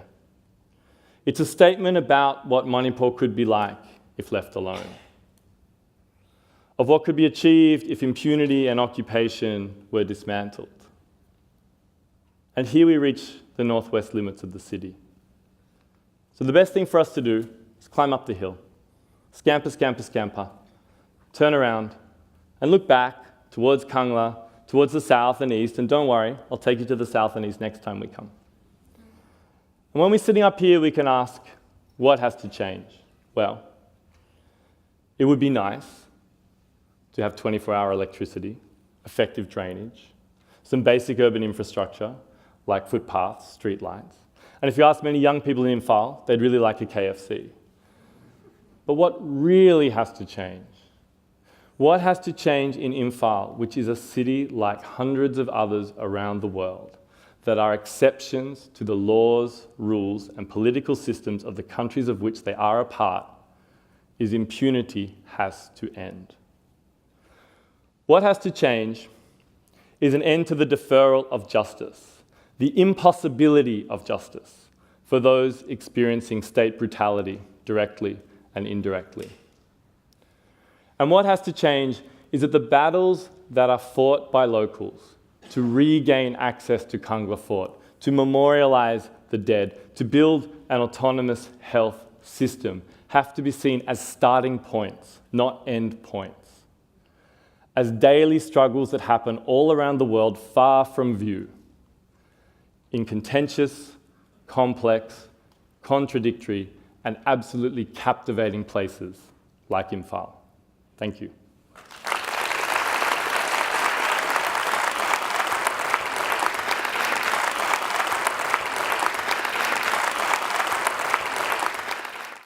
That was actually wonderful and a real journey. When people say, I'm going to take you on a journey, it's often something cute to say at the top, but you actually did, so thank you so much. So next up is Dr. Sarah Walker, who is development economist from the School of Economics. Apparently it's also from the School then of Business, but I'm very confused about that, the politics there. So I'll just say School of Economics. Sarah has studied poverty, conflict and deforestation in places like the Democratic Republic of Congo, South Sudan and Kenya. Now for her, what needs to change is the way that we think about refugees. I'm not going to make a joke about that because I think it has particular significance for us in Australia today. Thank you, Sarah. Well done.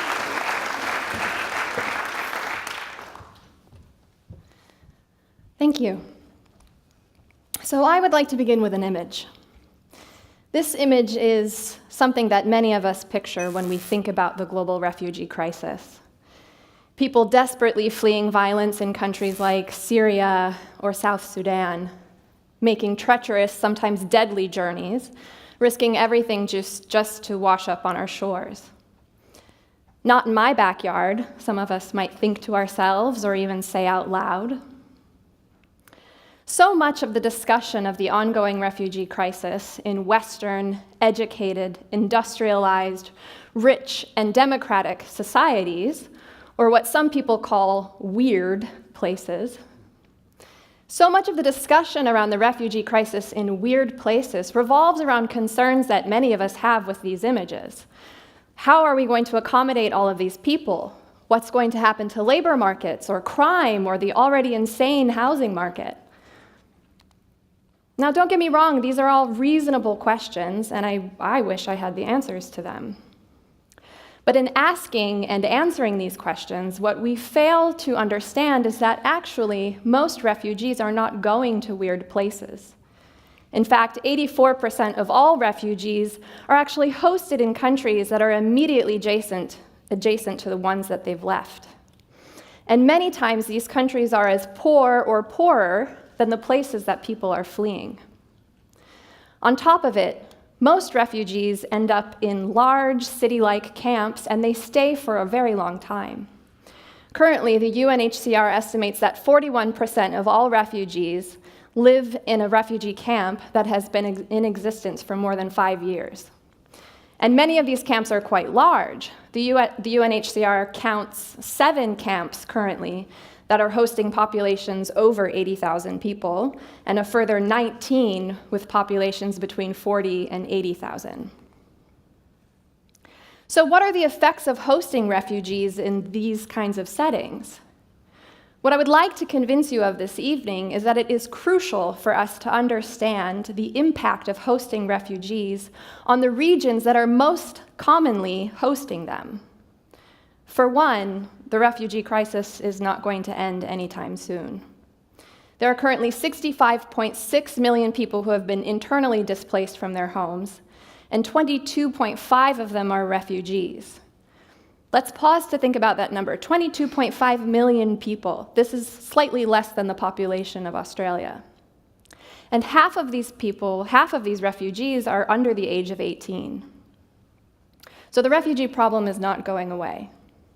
But more importantly, I argue that it is crucial for us to understand and promote refugee integration in local settings because it has the potential to bring many benefits.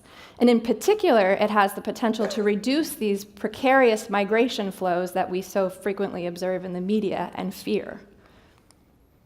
So why don't we understand these impacts already? Well, the problem is that empirically measuring these effects is actually quite difficult, and the main reason for this is because refugees relocate to data-scarce regions. What I mean by data scarcity is that they go to areas that are marginalized themselves and often don't have good administrative or census data that we can use to ask and answer these questions over time. So we've been very limited in what we can do until recently. In 2015, I had the opportunity to join a team of researchers from the World Bank, from the University of Wisconsin, where I was a graduate student, and our very own Ann Bartlett in the School of Humanities here at UNSW, to conduct a study on the economic impacts of hosting refugees in northwestern Kenya. So this particular region of Kenya is called Turkana and is home to the Turkana people, who are a group of semi-nomadic pastoralists that are largely unengaged with the formal economy. Turkana shares a border with South Sudan, Ethiopia, and Uganda, and has been hosting refugees for over 25 years. It's also historically one of the poorest places in Kenya. Kakuma, meaning nowhere in Swahili, the national language of Kenya, is the main refugee camp located in Turkana. The camp was established in 1992 when 7,000 Sudanese lost boys walked from South Sudan into Kenya, having first fled violence in their home countries and then refugee camps in Ethiopia. At the time that the Lost Boys arrived, Kakuma town had a population of just under 6,000 people. And today, the refugee camp is home to over 180,000 refugees. So how has Kakuma been affected by hosting refugees for over 2 decades? Well, before we even collected any data, it was very apparent to us, just from walking in and around the refugee camp, that there was a lot of integration between refugees and Turkana people. Today, Kakuma is essentially a city where there are market centers and hospitals and schools that refugees and host community can use. This photograph illustrates the oldest main market center in the refugee camp, known as Ethiopia. In Ethiopia, you can access many goods and services, and you can get some of the best Ethiopian food in all of Kenya. In fact, I even had a few dresses made for myself when I was in the refugee camp by a Congolese refugee who had started a tailoring business inside of the camp. And many times, our research staff would meet at Franco's hotel to share a meal and discuss the progress of our research. But qualitative observations aside, we were still tasked with the mission of measuring the economic effects of these refugee inflows on the local community. So to start answering our questions, we conducted over 500 household surveys with both refugee and Turkana households, asking basic questions about household demographics, health, consumption patterns, assets, access to important services like hospitals and schools. And while this was very detailed information, it could only give us a snapshot of what life was like in 2015. What it couldn't tell us was what were the long-run effects. In order to answer this question, we would need data going back to at least 1992, which just simply didn't exist in Turkana. So to overcome this empirical barrier, we relied on data which classifies the intensity of nighttime lights as captured by NASA satellite imagery. So this picture is a map of the nighttime lights, and maybe, I don't know, Solange's students, maybe they were responsible for taking this picture. And many of you are maybe wondering, what in the world does NASA have to do with refugees? And in fact, more than you would initially think. As you can see from this map, the places where the lights are the brightest are also places where there's a lot of economic activity. And in fact, many economists and data scientists have spent a lot of time justifying and showing that these lights are correlated with accepted measures of economic activity like GDP. And for the purposes of our work, the data go back to 1992. So this was great. So what did we find? Using the nighttime lights data, we found a very strong positive correlation between refugee inflows and economic activity. So specifically what we found is with a 10% increase in the refugee population, meaning you add an additional 6,000 refugees, economic activity increases by 3.6%. And when we correlate this with our very detailed information on consumption, we find that this corresponds to a 5.5% increase in consumption. So for a place like Turkana, which is one of the poorest places in Kenya, these are very meaningful effects. And when we look at the channels through which we could find these positive effects, what we see is that Turkana households who live within a 10-kilometer radius of the camp, they are less likely to be herding cattle and more likely to be engaged in the formal economy, meaning that they're working in low-skilled jobs and they're earning wages, especially if they have a secondary education. And for the households who remain herding cattle, they're receiving higher prices for the meat that they sell and for the agricultural products that they produce as a result of increased demand from refugees. So where do we go from here? Our work shows some of the first empirical evidence that long-run refugee inflows can generate positive benefits. But we should recognize that northern Kenya is a specific context. It is representative of some refugee environments, but particularly the host community being having an informal economy prior to the refugees arriving is a unique setting.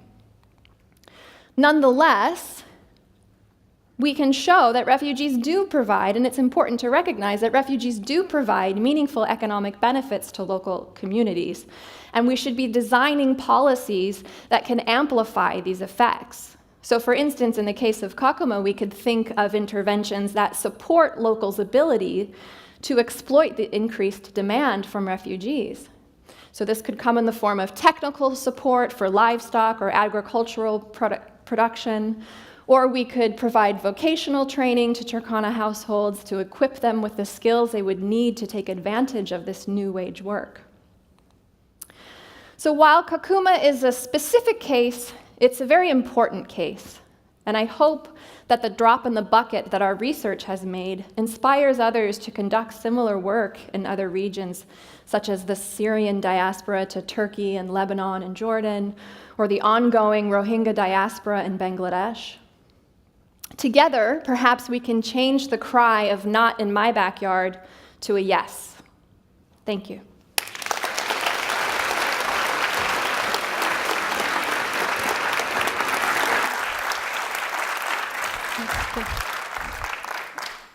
Okay, so our next speaker is architect, landscape architect, and urbanist, Professor Helen Lochhead.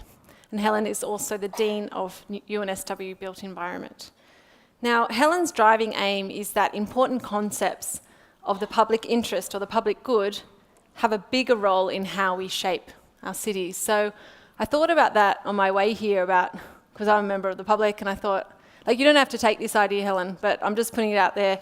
I've got an idea about how to improve things with the public good in mind. So take it or leave it. But I thought that on the footpath, we could have a slow lane for people on their phones and a fast lane for people who give a shit about where they're going. What do you think? Just saying as a member of the public, but please do welcome Helen very warmly. Thank you.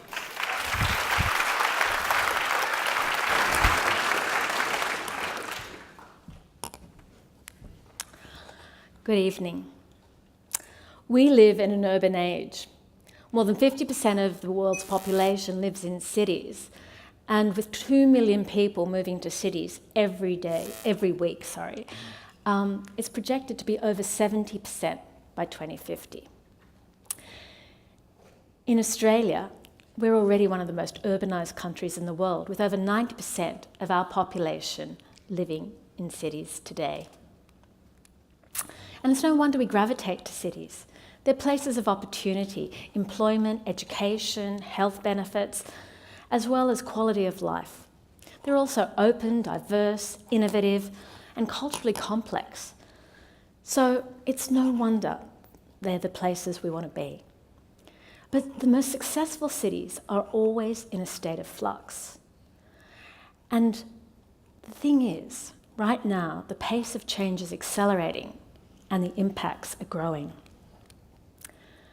Australian cities like Sydney are one of the fastest growing in the developed world, and with that comes challenges. It's also considered to be one of the most livable cities in the world, but if we want it to stay that way, we need to tackle the problems that are facing us now.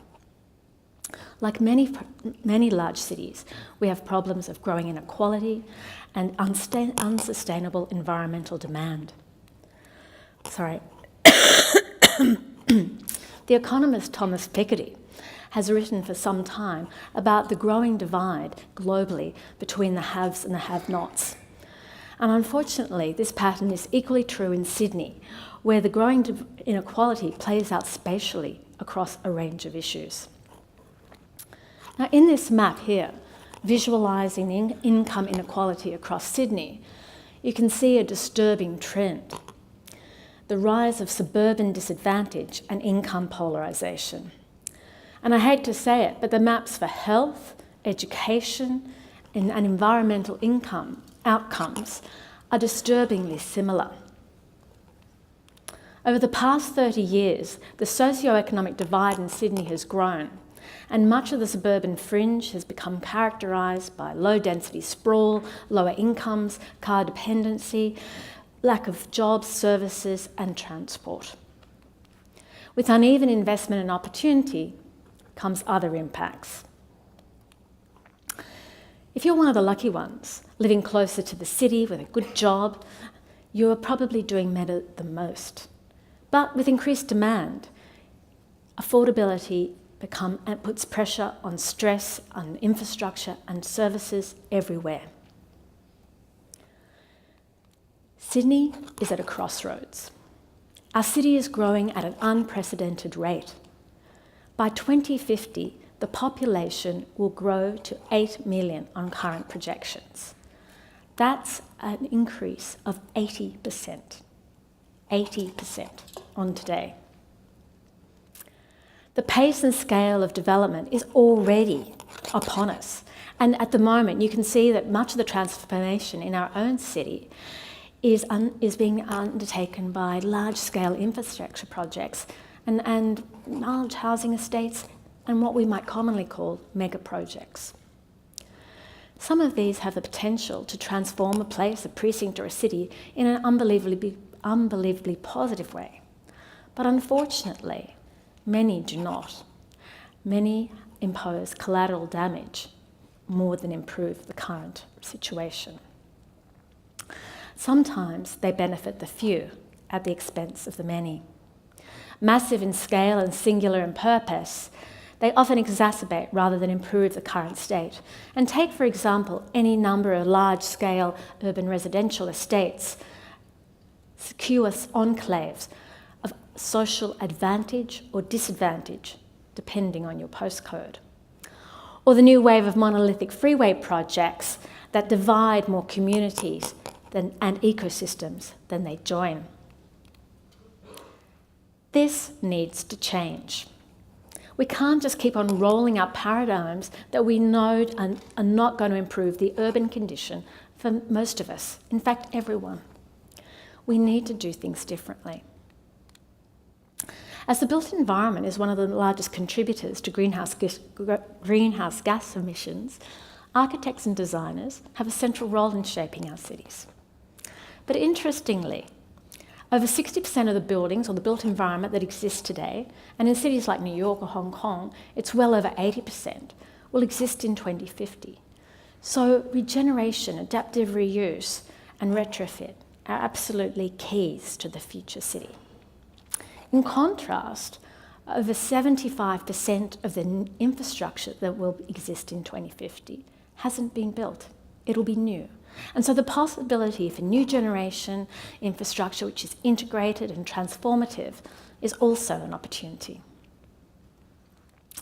Clearly, contemporary transformation needs to employ a range of strategies, but rebalancing uneven growth is absolutely crucial in any of these scenarios for a much more livable city. Already, a range of initiatives are being rolled out in cities globally that set new benchmarks in balancing social, environmental, and economic agendas. And cities that are getting it right focus on interconnected complementary strategies. Oops, I think I just lost everything then. That work together, delivering much more than the sum of the parts. Cities as diverse as Vancouver, London, Copenhagen, Seoul, and even more lately Sydney, have embraced much more collaborative, multi-layered approaches to city making that can provide valuable lessons. And I'd like to share some of these with you. The first is that all of these cities have started with 3 key moves. The first is a clear and compelling and shared vision, asking the question, what kind of city do we want? And what kind of city is going to be good for everybody? Secondly, a political leadership with the mandate to drive it and make it happen. And thirdly, a suite of strategies to implement it, both big and small, tactical and strategic, that balance global city agendas with local needs. And it's clear by aligning political will, policy, plans, projects with public participation and public sector buy-in, unbelievable benefits can be achieved at multiple scales. So I'd like to share. So I'd like to share one particular case study that I think has relevance to Western Sydney and the challenges we face in our city. London. London had an agenda for revitalisation of the South East Corridor, the most deprived part of London, way back in the 1980s, and had incrementally put in place a series of plans and policies that were incrementally being rolled out. The opportunity to shift growth from central London to the east was recognised by both sides of the political landscape, both right and left, and continued through different tenures and time. They recognised a range of strategies were needed to enable this to happen. Robust plans laid a framework, and much more innovative and adaptive strategies, such as the East London Green Grid, which was a citywide green infrastructure strategy, which addressed a multitude of things by stitching back degraded open space, by dealing with heat island impacts, overland flows and floods, by building biodiversity and creating recreational and health opportunities that just didn't exist in this part of London. This forward planning enabled the city to springboard into the 2012 Olympics very well prepared, with many policies and plans in place. And what was really clear was the city had very strong, not only economic targets, but environmental and social targets as well, that it was committed to do. And also, learning from previous regeneration projects, they were also very committed, the leadership and the mandate delivered with that, to make sure that the Olympics generated not just an extraordinary project, but it had ripple effects through the areas surrounding it. And in doing that, what it actually delivered was extraordinary benefits to the whole of that eastern corridor. 3 new town centres, new schools, affordable housing, new public transport in terms of rail networks, cycleways, employment, and a raft of new open spaces. This mega project also provided the impetus for best practice and raising the bar in terms of renewable energy targets. Every project, at least 20%. Affordable housing, every housing project, at least 30%. On the Olympic site itself, it was 50%.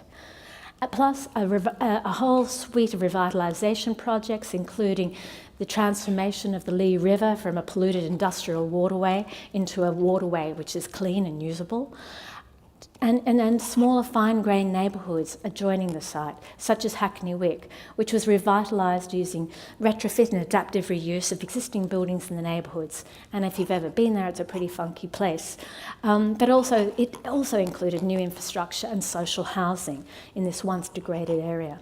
So it's clear urban regeneration can also be achieved through smaller interventions and a rolling project list, as well as mega projects. And that is key to rebalancing the city.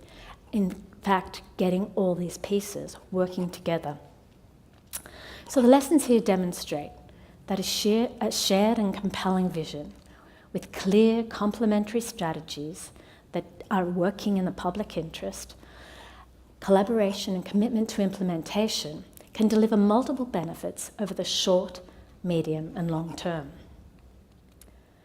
Many of these strategies are beginning to be rolled out. And in fact, in Clover Moore's Sustainable Sydney 2030, you can see these being played out year in, year out, incrementally, bit by bit. And many are also embedded in the aspirational plans of the Greater Sydney Plan, yet to be realised. But I guess the imperative here is to ensure that it actually is implemented, and Western Sydney is the beneficiary. If we are to rebalance our divided city, we need to make sure Sydney is livable and sustainable and equitable for all Sydney-siders. And fundamentally, this means that the long-term public interest must be front and centre in all our decision-making, in all that we do. And ultimately, this will be better for we the people, the places we live, and the planet we live in. Thank you.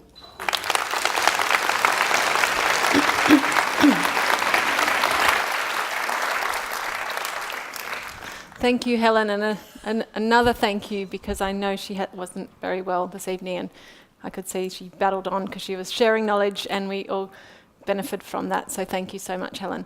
I actually was thinking selfishly. I was obviously thinking about my wider community, but I guess because, we think about ourselves a lot. I do anyway. I was just thinking, I can't even afford to live in Sydney. I'm not even a battler, but all these places, I grew up here, I lived overseas for some time, but I came back and I was like, so who's going to take me? And Botany won't even take me. I'm like, please, can I live under the airport? No, I can't even afford that. And Rosebery now has a Messina and an ice cream shop and all sorts of things, and they don't want me. So I'm still renting, which I know I shouldn't admit in front of people, but it's kind of seen as pretty, disgraceful. But that's how it is for me. So anyway, moving on, I did hear from Denton, who thankfully informed me that we actually have a blueprint for that double lane thing that I proposed. Paris is doing it, so they've probably got dog crap everywhere, but they're doing it, so we've got a model. So thank you, Denton. But let's move on. Let's welcome John McGhee. John is an associate professor and director of the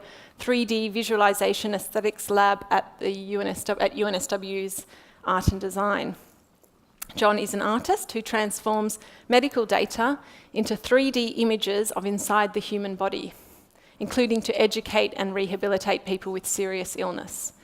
Now, Inner Space, you'll see the title of his talk, is of course a reference to that great sci-fi movie. Anyone there? Some of you, but no, okay, not all of you. Dennis Quaid and Martin Short. Okay, so Dennis Quaid and Martin Short are these guys.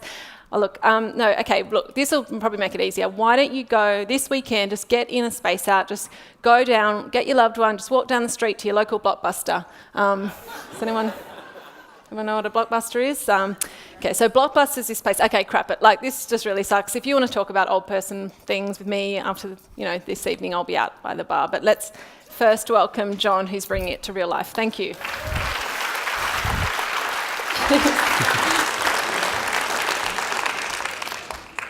Thank you, Justine. You've just ruined the first 10 minutes of my presentation. I'm going to talk a little bit about inner space and that movie. But my talk is really about the human body and how we see the human body and how we visualize it using new platforms such as virtual reality. And I want to start off at the movies. The year was 1987, and I was 11 years old. I got my first Sonny Mocklin that year. It was a big year for me. And I went to see the feature film Inner Space, as Justine said. And it's a bit of fun. It's a comedy. It's about a craft that gets miniaturized with its pilot to the size of a grain of sand and injected into a hapless cashier, Jack Putter. And in that moment, it was transformative. Now, it's no existential piece of cinema, but it's triggered two passions in me. The first, understanding how the body works, and secondly, cinema. And let's dwell on that childhood memory, that cinema experience. Cinema defined the 20th century. It was one of those experiences that we can all relate to. It's been transformative. We enter a room with friends and family, the lights go off, a moving image is projected onto the wall or the front of the theatre. It takes us to incredible places, the past, the present, the future, utopias, dystopias. But I pose a question for you. Has cinema reached its journey's end? The 21st century is about disruption. It's about new ways of seeing, new ways of entertainment and experiencing that are much more distributed and are much more personalized. In fact, we're actually entering a revolution right now that we don't probably know about, but I do. And it's affecting all of my work. And that's the headset VR revolution. VR is not like cinema. It's an embodied 360-degree experience. You're in the moment. You dwell on a situation. Now, VR is not for the few. It's going to be for the many. It will be ubiquitous. They will be everywhere, VR headsets. And I'm not the only person that says that. The CEO of Facebook, Mark Zuckerberg, wants half of Facebook to buy a VR headset. Now, that doesn't sound like many people, does it? Well, there's 2 billion subscribers on Facebook. So that's 1 billion people he's trying to get into a VR headset. And by 2020, more realistic statistics or projections, they reckon there'll be 2 million VR headsets distributed globally. But my vision is not VR for social media or entertainment. Medical imaging modalities allow clinicians to see deep into our bodies at ever more detail. Imagine if we could fuse a virtual reality experience with a clinical or scientific image modality. That would present a challenge. It wouldn't be simply about just taking data and putting it on a headset. It would be about bringing disciplines together to make that a reality. Medics, scientists, clinicians, but also designers. VR is a place that you go, and that experience in that place needs to be designed. It needs to have an interface to make what you're looking at meaningful. I want to give you 2 examples, 2 projects that we're working on here at UNSW that's working with these groups and fusing medical imaging modalities with VR to make a new type of reality. So the first example I want to talk about was the result of a serendipitous moment, as many moments when you do research are. It was 2014, and I bumped into the director of the rehab unit at St. Vincent's Hospital here in Sydney. And he said to me, "John, I've got a problem with communication with my patients." And I said, "Right. I need to be able to explain what a stroke is and why a patient's had a stroke. in a much more clear way. In this case, ischemic stroke, when you have a blockage in one of the narrow vessels in your brain. But being a designer, I wanted to understand, why is that important? Why is communication so critical in stroke? Surely it's about taking a tablet or having surgery done. Well, he explained there's 3 factors, 3 areas that we could address. First of all, motivation. How do you motivate patients to do rehab? And they argue that to motivate patients to do rehab, you have to communicate in a much clearer way about why they had the stroke and what the rehab is actually doing. Secondly, anxiety. Anxiety is a big problem related to complications as a result of the stroke. And actually minimizing that anxiety is really important. Could clearer explanation of what stroke is and why the stroke occurred actually lower the level of anxiety? And prevention. How do we prevent further strokes happening? After your first stroke, you're 6 times more likely to have another one. But 80% of recurring strokes are actually preventable. So we pose that better communication tools could actually make a difference in these 3 areas. So again, inquisitive designer, asking difficult questions about what might seem like an obvious problem. How do you communicate at the moment? Well, they communicate through, obviously, verbal explanation, diagrams, but we also use data. We use the patient's data. We show them the pictures. And these images playing behind me are a brain scan, an MRI scan of a patient that's had a stroke. And the bright white areas in the middle of the scan are the blood vessels in the brain, the high signal areas, the high flow areas. But the problem with this image and showing it to a patient is it's encoded. It's designed for a clinical radiologist to write a report. It's not necessarily designed as a prop in explanation during a consultation. So what if we could reconstruct this image into 3 dimensions to turn the vessel into a 3D virtual object? But actually that's been done before. What if we could go much further? What if we could make an immersive experience? You could walk along your stroke, along the vessel to the point where the stroke occurred with your clinical professional. You go on a virtual journey in a 360 virtual reality environment. Now that sounds like science fiction, but it's not. That's what we did on this project. So this video playing behind me is a virtual reality 3-dimensional reconstruction of a vessel from data. And the patient's moving their head from side to side. They're trying to make sense of where they are. And they're walking down the blood vessel. And they bring up a map. The first thing we found was that the blood vessels in the brain are quite similar, and you can get lost very quickly. So we actually had to design maps. We also had to bring in digital lighting to illuminate the virtual data and put red blood cells as they pass through. Now, in actual fact, a vessel in the brain would be in complete darkness, and you would be absolutely pummeled with red blood cells. You wouldn't be able to make sense of anything. So this visualization, this VR experience, is a hybrid of visual design and 3D data. And this is the patient walking up and following the clot as it's about to lodge, as the stroke is about to happen. And we're now running trials in the clinic using this prototype as a vehicle to test whether we can address these issues of rehabilitation, anxiety, and stroke reoccurrence. But we're now moving our VR work to a different level, from the macro of the stroke to the micro and the nano level. This is a journey to the center of the cell. This is a second larger project where we take EM data, electron microscope data, and we visualize it in 3 dimensions to support 2 key areas. Because you may ask, for what purpose would we put this type of data into VR and turn it into 3D and make it a virtual experience? We're doing it to tackle 2 areas. First of all, importantly, education. This is complex science. These are difficult images to understand, even to specialists. So how do we communicate that to our students? So education and using VR could be a tool. Secondly, science discovery.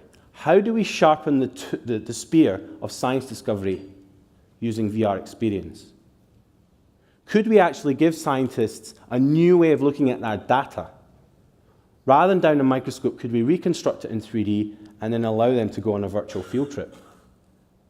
So we've started to do this. We've started to build up this cancer cell, this two-dimensional slice through a cell, into a 3D model. And this is what we call a wireframe. And this is all the constituent parts of one type of scan, one electron microscope scan. So we've got the nucleus, we've got the cell membrane, we've got the late and early endosomes, we've got the mitochondria, all in a three-dimensional virtual model. Now, the way we did this had nothing to do with cell biology. It had more in common with video game tech than it did with cell biology. But we effectively fused that data set with some of this video game real-time tech. But when you're working in VR, you've got to think completely differently. You've got to design a place that you go, an environment that you can walk around in. Now, if you're designing a place that you can go, this virtual field trip to the cell, you're in a physical place.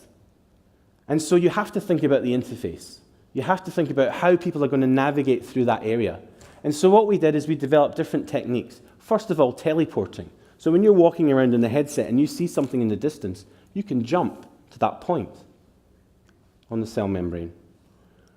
Also maps. Being able to orientate yourself in data seems like an obvious thing in the real world, but when you're in a virtual world, you have to bring some of that physical interface design in. So we built maps so that you could find your way around this complex data.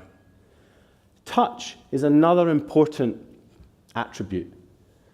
One of the weaknesses of VR is making you feel embodied, making you feel like you're in a place. When you're given the VR headset, you've only got your visual system to tell you're in a new place, and potentially audio. But actually using controllers to feel like you can touch things was a critical part of our design. So you can reach out and touch objects. And we have doorways to move between different parts of the data. But the exciting part for me was the testing. We actually wanted to test the impact of this on students, because that's the question I always get asked. This is really nice stuff. VR is really interesting, but does it make a difference to learning? And now we're starting to gather empirical evidence to say that it does. It's a very efficient way of imparting complexity to students. Much more efficient than any learning media, like a video, like a presentation, like notes or diagrams, because you're in an embodied field trip, as it were. So where do we see the future of this? Where do we want to take this? What's the stretch goal? What needs to change? Well, the first area that needs to change for us and for this research is challenging the patient-doctor consultation. I want to change it. I want it to be a virtual interaction. I don't want it to be bound by geographic location. If we put on a headset at home, we should be able to access our clinical professional somewhere else and walk into a virtual space and see our own data. And in fact, why not invite some friends or family into that consultation so we feel supported? The second area that I want to tackle and change is how scientists visualize their data. I want to be able to see VR on every bench or lab bench in UNSW. You look down a microscope, you see your data, you visualize it in 3D, and then you put it and view it on a VR headset. And then you say, I want to connect to a colleague in another university overseas. I want them to see this data in 3D.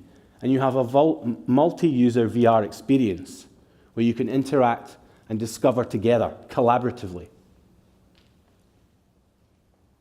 There are challenges with this. It's not all rosy. I'm making it sound easy, I'm sure, but this takes and is challenging. One of the first areas that's challenging is the ethical component of visualizing data. How much augmentation and change do we make to the data? How far do we go from the original start point when we're trying to get across a principle or an education component? There's technical challenge as well. Being able to realize data in real time from a headset into a VR experience is hard, especially if you want to turn it around quickly. And so there is workflow challenges and efficiency challenges. And also headset distribution. We're some way off that 1 billion mark that Mark Zuckerberg suggests. However, I am quite confident that these obstacles will be overcome. Given the number of researchers corporations and people that are throwing things and resources and money at VR at the moment, I'm sure all of this will be achievable. So I want to finish with a challenge for you. I want to encourage you to let go of 20th century thinking. Let go of cinema. Embrace decentralized, immersive VR.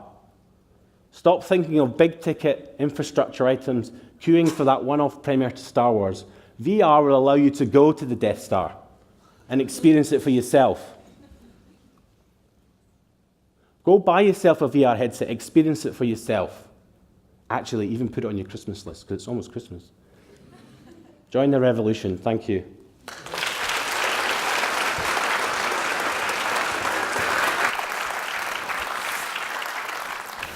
Gosh, that was brilliant. We really have been spoilt this evening. And the second half, I mean, they've been great. I don't want to start something weird, but just how many places we've been to, including inside the human body.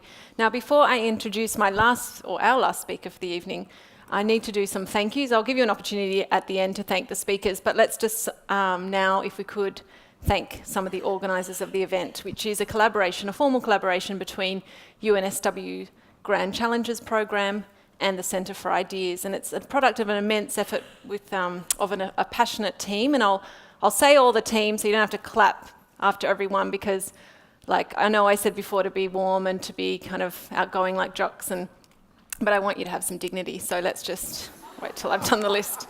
So from Grand Challenges, we need to please thank manager Vanessa Cully, as well as Meryl Stone, and the academic lead, Professor Rob Brooks. From the Centre of Ideas, the director, Anne Mossop. From External Relations, Anushri Mitra. Producer, Neil Simpson. UNSW Venues and Events, Brad Hall, and the team at UNSW TV. Let's give them a round of applause. Thank you.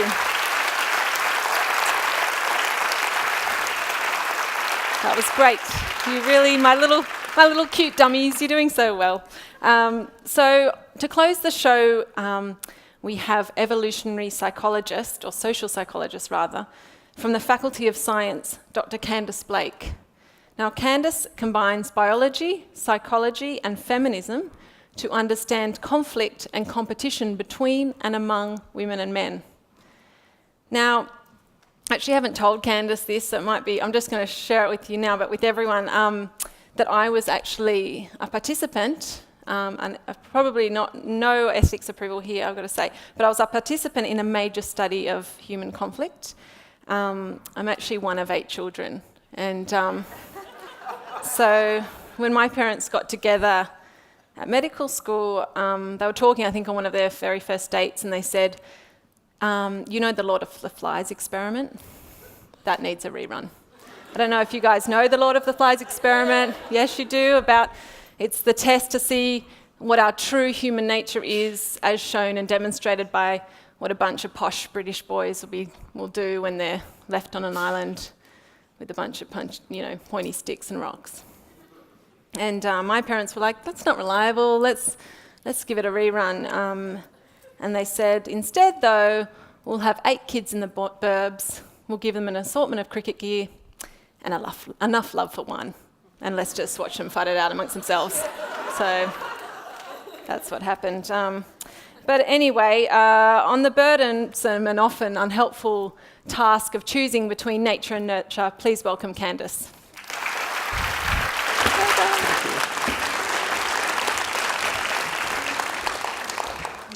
When Justine introduces me, it sounds like I traverse a lot of different boundaries, and I do that in my work, but I often find that the reality of what I do sometimes just looks like sitting in a room thinking about sex a lot. And it's probably not even the best thing to say to you when I'm here trying to win friends and influence people, but nevertheless it's true. And it's absolutely not where I thought I would be when I started my gender studies degree almost 15 years ago. See, I've always been fascinated by sex differences and what it really takes to empower men and women to be men and women. I initially started looking at this from a framework of feminist theory back in my undergrad days, where I was elected and represented over 50,000 female students on my campus. After that, I worked as a life coach and a business coach, And a lot of what I dealt with my clients was about empowering them in their interactions with the opposite sex. So you can imagine that by the time I came to do my PhD in psychology, I felt I had a pretty good understanding of gender relations. And I have this really distinct memory. I'm sitting in a workshop on evolutionary psychology about a month into my PhD. And I'm enthusiastic about being there. I'm more than a little sceptical that evolution has got anything new to tell me about gender. Then the presenter starts to talk about the ultimate function of male-male alliances and why they often exclude women. He talks about the fitness costs and payoffs of women's preoccupation with their physical appearance. Now he keeps on going, and I find myself sitting there flabbergasted that I had not come across this stuff before. And after considering and then finally ruling out that perhaps I was just more ignorant than I thought I was, I really made it my business to never again be blind to both sides of the debate. And since that time, I have committed myself to finding out how evolutionary insights can help us resolve gendered problems. And I've learned a few things along the way. First, that whole nature-nurture argument is alive and strong. It's a loud one. Second, even though we know that the whole nature-nurture thing is probably a false dichotomy, that doesn't seem to make much difference. And third, until we're really able to rectify this, I think we're quite thwarted in terms of moving forward. And this, in my opinion, is what's got to change. Now, when I talk about nature and nurture, on the nurture side, I'm talking about the idea that what we consider to be masculine and feminine is not innate or arbitrary, but is informed by historic circumstances. So these are things like socialisation practices, stereotypes, and imitation. In short, we reward people who act in stereotype-consistent ways, like warm mothers and stoic woodchoppers, and we punish people who act in stereotype-inconsistent ways, like working mothers and male primary school teachers. Now, it happens closer to home as well, so if you're a female academic in the room, you'll know that when it comes time to get your student evaluations, that students will comment on what you're wearing and how you look, and whether you're wearing enough makeup or too little. In fact, research has shown that on a scale of 0 to 100, that female academics are rated on average 37 points below male ones. And that's despite accounting for the grades that the students receive. Now, on the other side is the nature argument.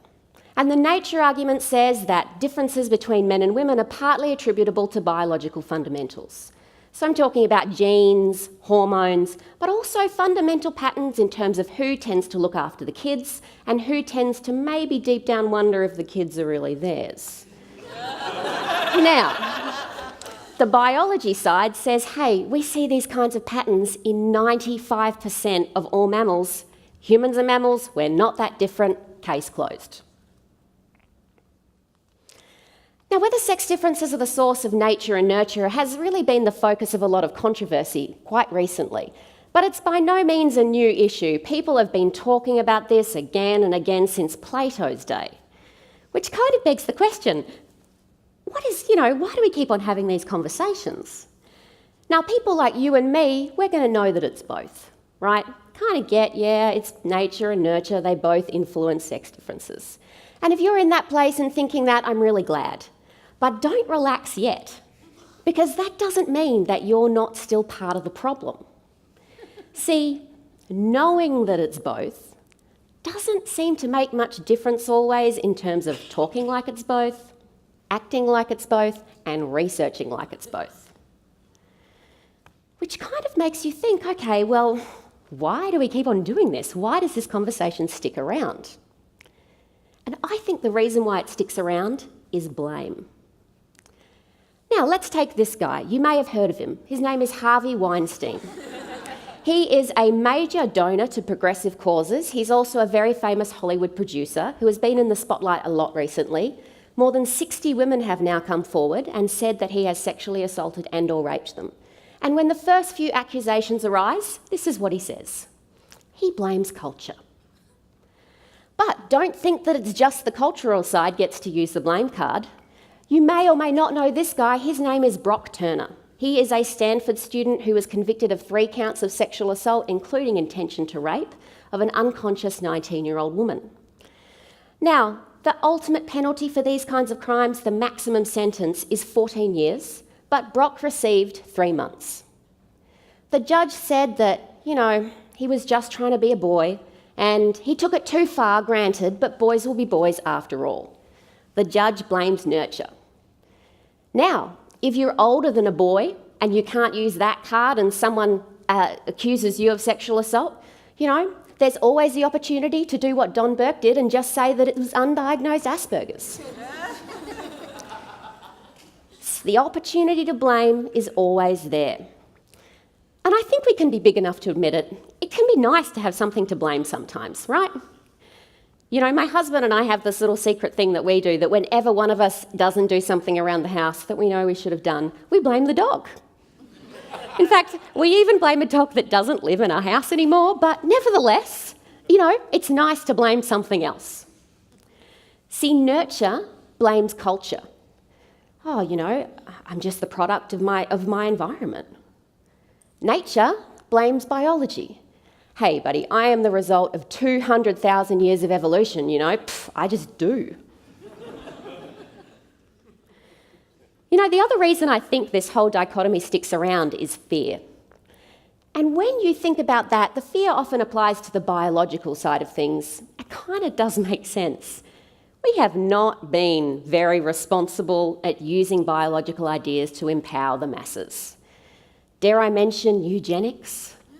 Or how about phrenology? If you don't know that one, Google it, a bundle of laughs. Then there was the idea that women's wombs used to wander throughout their body and react to certain things, and sometimes that wandering womb would make them hysterical. This was a real thing, okay? I'm not making this up. Now, the concern is that if we accept that some sex differences are biological, it means that we need to accept things like sexual assault, male-male aggression, and traditional sex roles. And we might not want to accept those things, so we say we won't look at the biology card. But that fear makes us hesitant around accepting biological truths, and we remain stuck having the wrong conversation. Now, here's the conversation I think we should be having. Ultimately, whether sex differences are due to nature or nurture is really superfluous if we don't also grasp that we have a choice. See, Weinstein may like to say that he just did those things because of culture. Brock Turner may console himself at night by saying that, he was just trying to be a boy. But you and I, we know they had a choice, don't we? We have each been confronted in situations in life where we had the opportunity to do the right thing, the wrong thing, or something in between, and we chose. Now, looking back in hindsight, we may not like the outcome of our choices, but not liking the outcome and saying that you never had a choice in the first place, these are fundamentally different kettles of fish. And I think that when we start to deny the choice that we have in our own actions, we tend not to see it and even to mischaracterise that choice in other people as well. Let's take this woman here. You may have heard of her or seen her before. She's probably the most photographed woman in human history, but what makes her so different is she's done a lot of it herself, in fact, most of it herself. On a recent 4-day vacation to Mexico, it's rumoured she took 6,000 selfies. It's 1,500 selfies a day. Is she just a passive tool of the patriarchy, commodifying her own bodies to suit the interests of men? The commodification part, I can kind of get that. The passive part, I doubt it. She is worth $175 million. She's a producer of that TV show. She has her own makeup line that's sold out within 3 hours of debut. She has an app. I don't know what for, but she's got one. I'm sure it's popular. She makes more money than her uber-famous husband, Kanye West. See, she is strategizing and fulfilling on her interests, and she is outrageously benefiting from it. And these kinds of sexy selfies is one of the ways that she does it. Could the same be said for other young women who engage in this kind of sexy selfie behaviour but don't have their own TV show? See, part of what I do is I monitor social media platforms online, and I look at where in the world this kind of sexy selfie behaviours happen in more. And I can tell you they don't happen more in places where gender inequality is rife and the patriarchy is strong. In fact, what I find is that sexy selfies happen most in environments where there is a large gap between the haves and the have-nots. And particularly, it seems to be about a gap in male income. See, one way of understanding this is when you're seeing sexy selfies, what you're seeing is someone engaging in a behaviour where if it pays off and they do attract that man at the top of the hierarchy, they are going to reap extraordinary benefits. See, once again, what you're seeing is someone strategising and fulfilling on their own interests. Now, are they working in an environment that's probably patriarchal, and are there things about that we might want to change for women and also for men? Yeah, absolutely. But it's a far cry from them being passive. So I'm probably not going to win prizes in this audience today by telling you that yes, sex differences in nature and nurture. But often what we don't appreciate is that profound choice that we have in our actions. And I think when you can start to appreciate that it's nature, nurture, and we've got a choice, we have the ability to confront sex differences without having to get up in arms about them or defensive. See, women may have evolved to be more risk-averse. Men may have even evolved to try and regulate female sexuality. I get it. They are very uncomfortable things to say. They're kind of a little offensive in some ways. Most people don't like those ones. But do you know what else we've evolved to do? Eat meat. Many of us don't. We've evolved to gorge ourselves on high-calorie foods, yet most of us have ways of self-regulating. See, the evolved tendency in isolation is actually pretty lacklustre. The fruit is figuring out where the environment generates flexibility in how we choose to act. So if you walked in here tonight an ardent feminist feeling very strongly that history tells us we should not let biological ideas get in the way of understanding gendered issues, I really feel your pain. And if, on the other hand, you're here from a biological standpoint, thinking that regularities in 200,000 years of evolution explain it all, I can get where you're coming from too. But the truth is, in isolation, you're both wrong. And you need to work together if we want to create a new future. Thank you.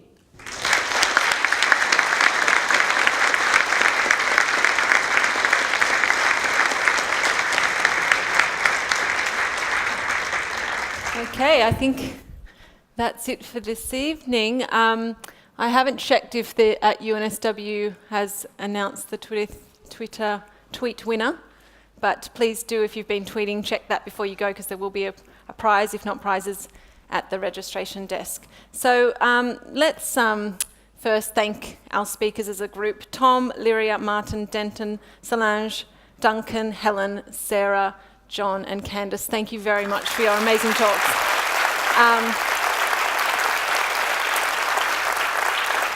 And I'd also, that's why I got you to clap first, because I'd also really like to thank you guys. I mean, you were all so wonderfully warm and delightful. I mean that genuinely. It was really fun to be up here, and I'm sure the speakers agree. You're great to talk to tonight, so thank you very much to all of you too. So, and I'll leave you now, but I do just want to say that there were, I remember I went you through the running order, and there's still a few things to go. I said there'd be these additional parts to the night in the form of increasingly agitated fits of insomnia. But I'm sure, just to turn it around and give you something beautiful to leave on, that you'll agree that that risk of insomnia is worth the opportunity presented by the talks this evening for more integrated, fun, inspired, brave, more humble and compassionate thinking and practice. That's it from me. I'm Justine Rogers. Thank you very much.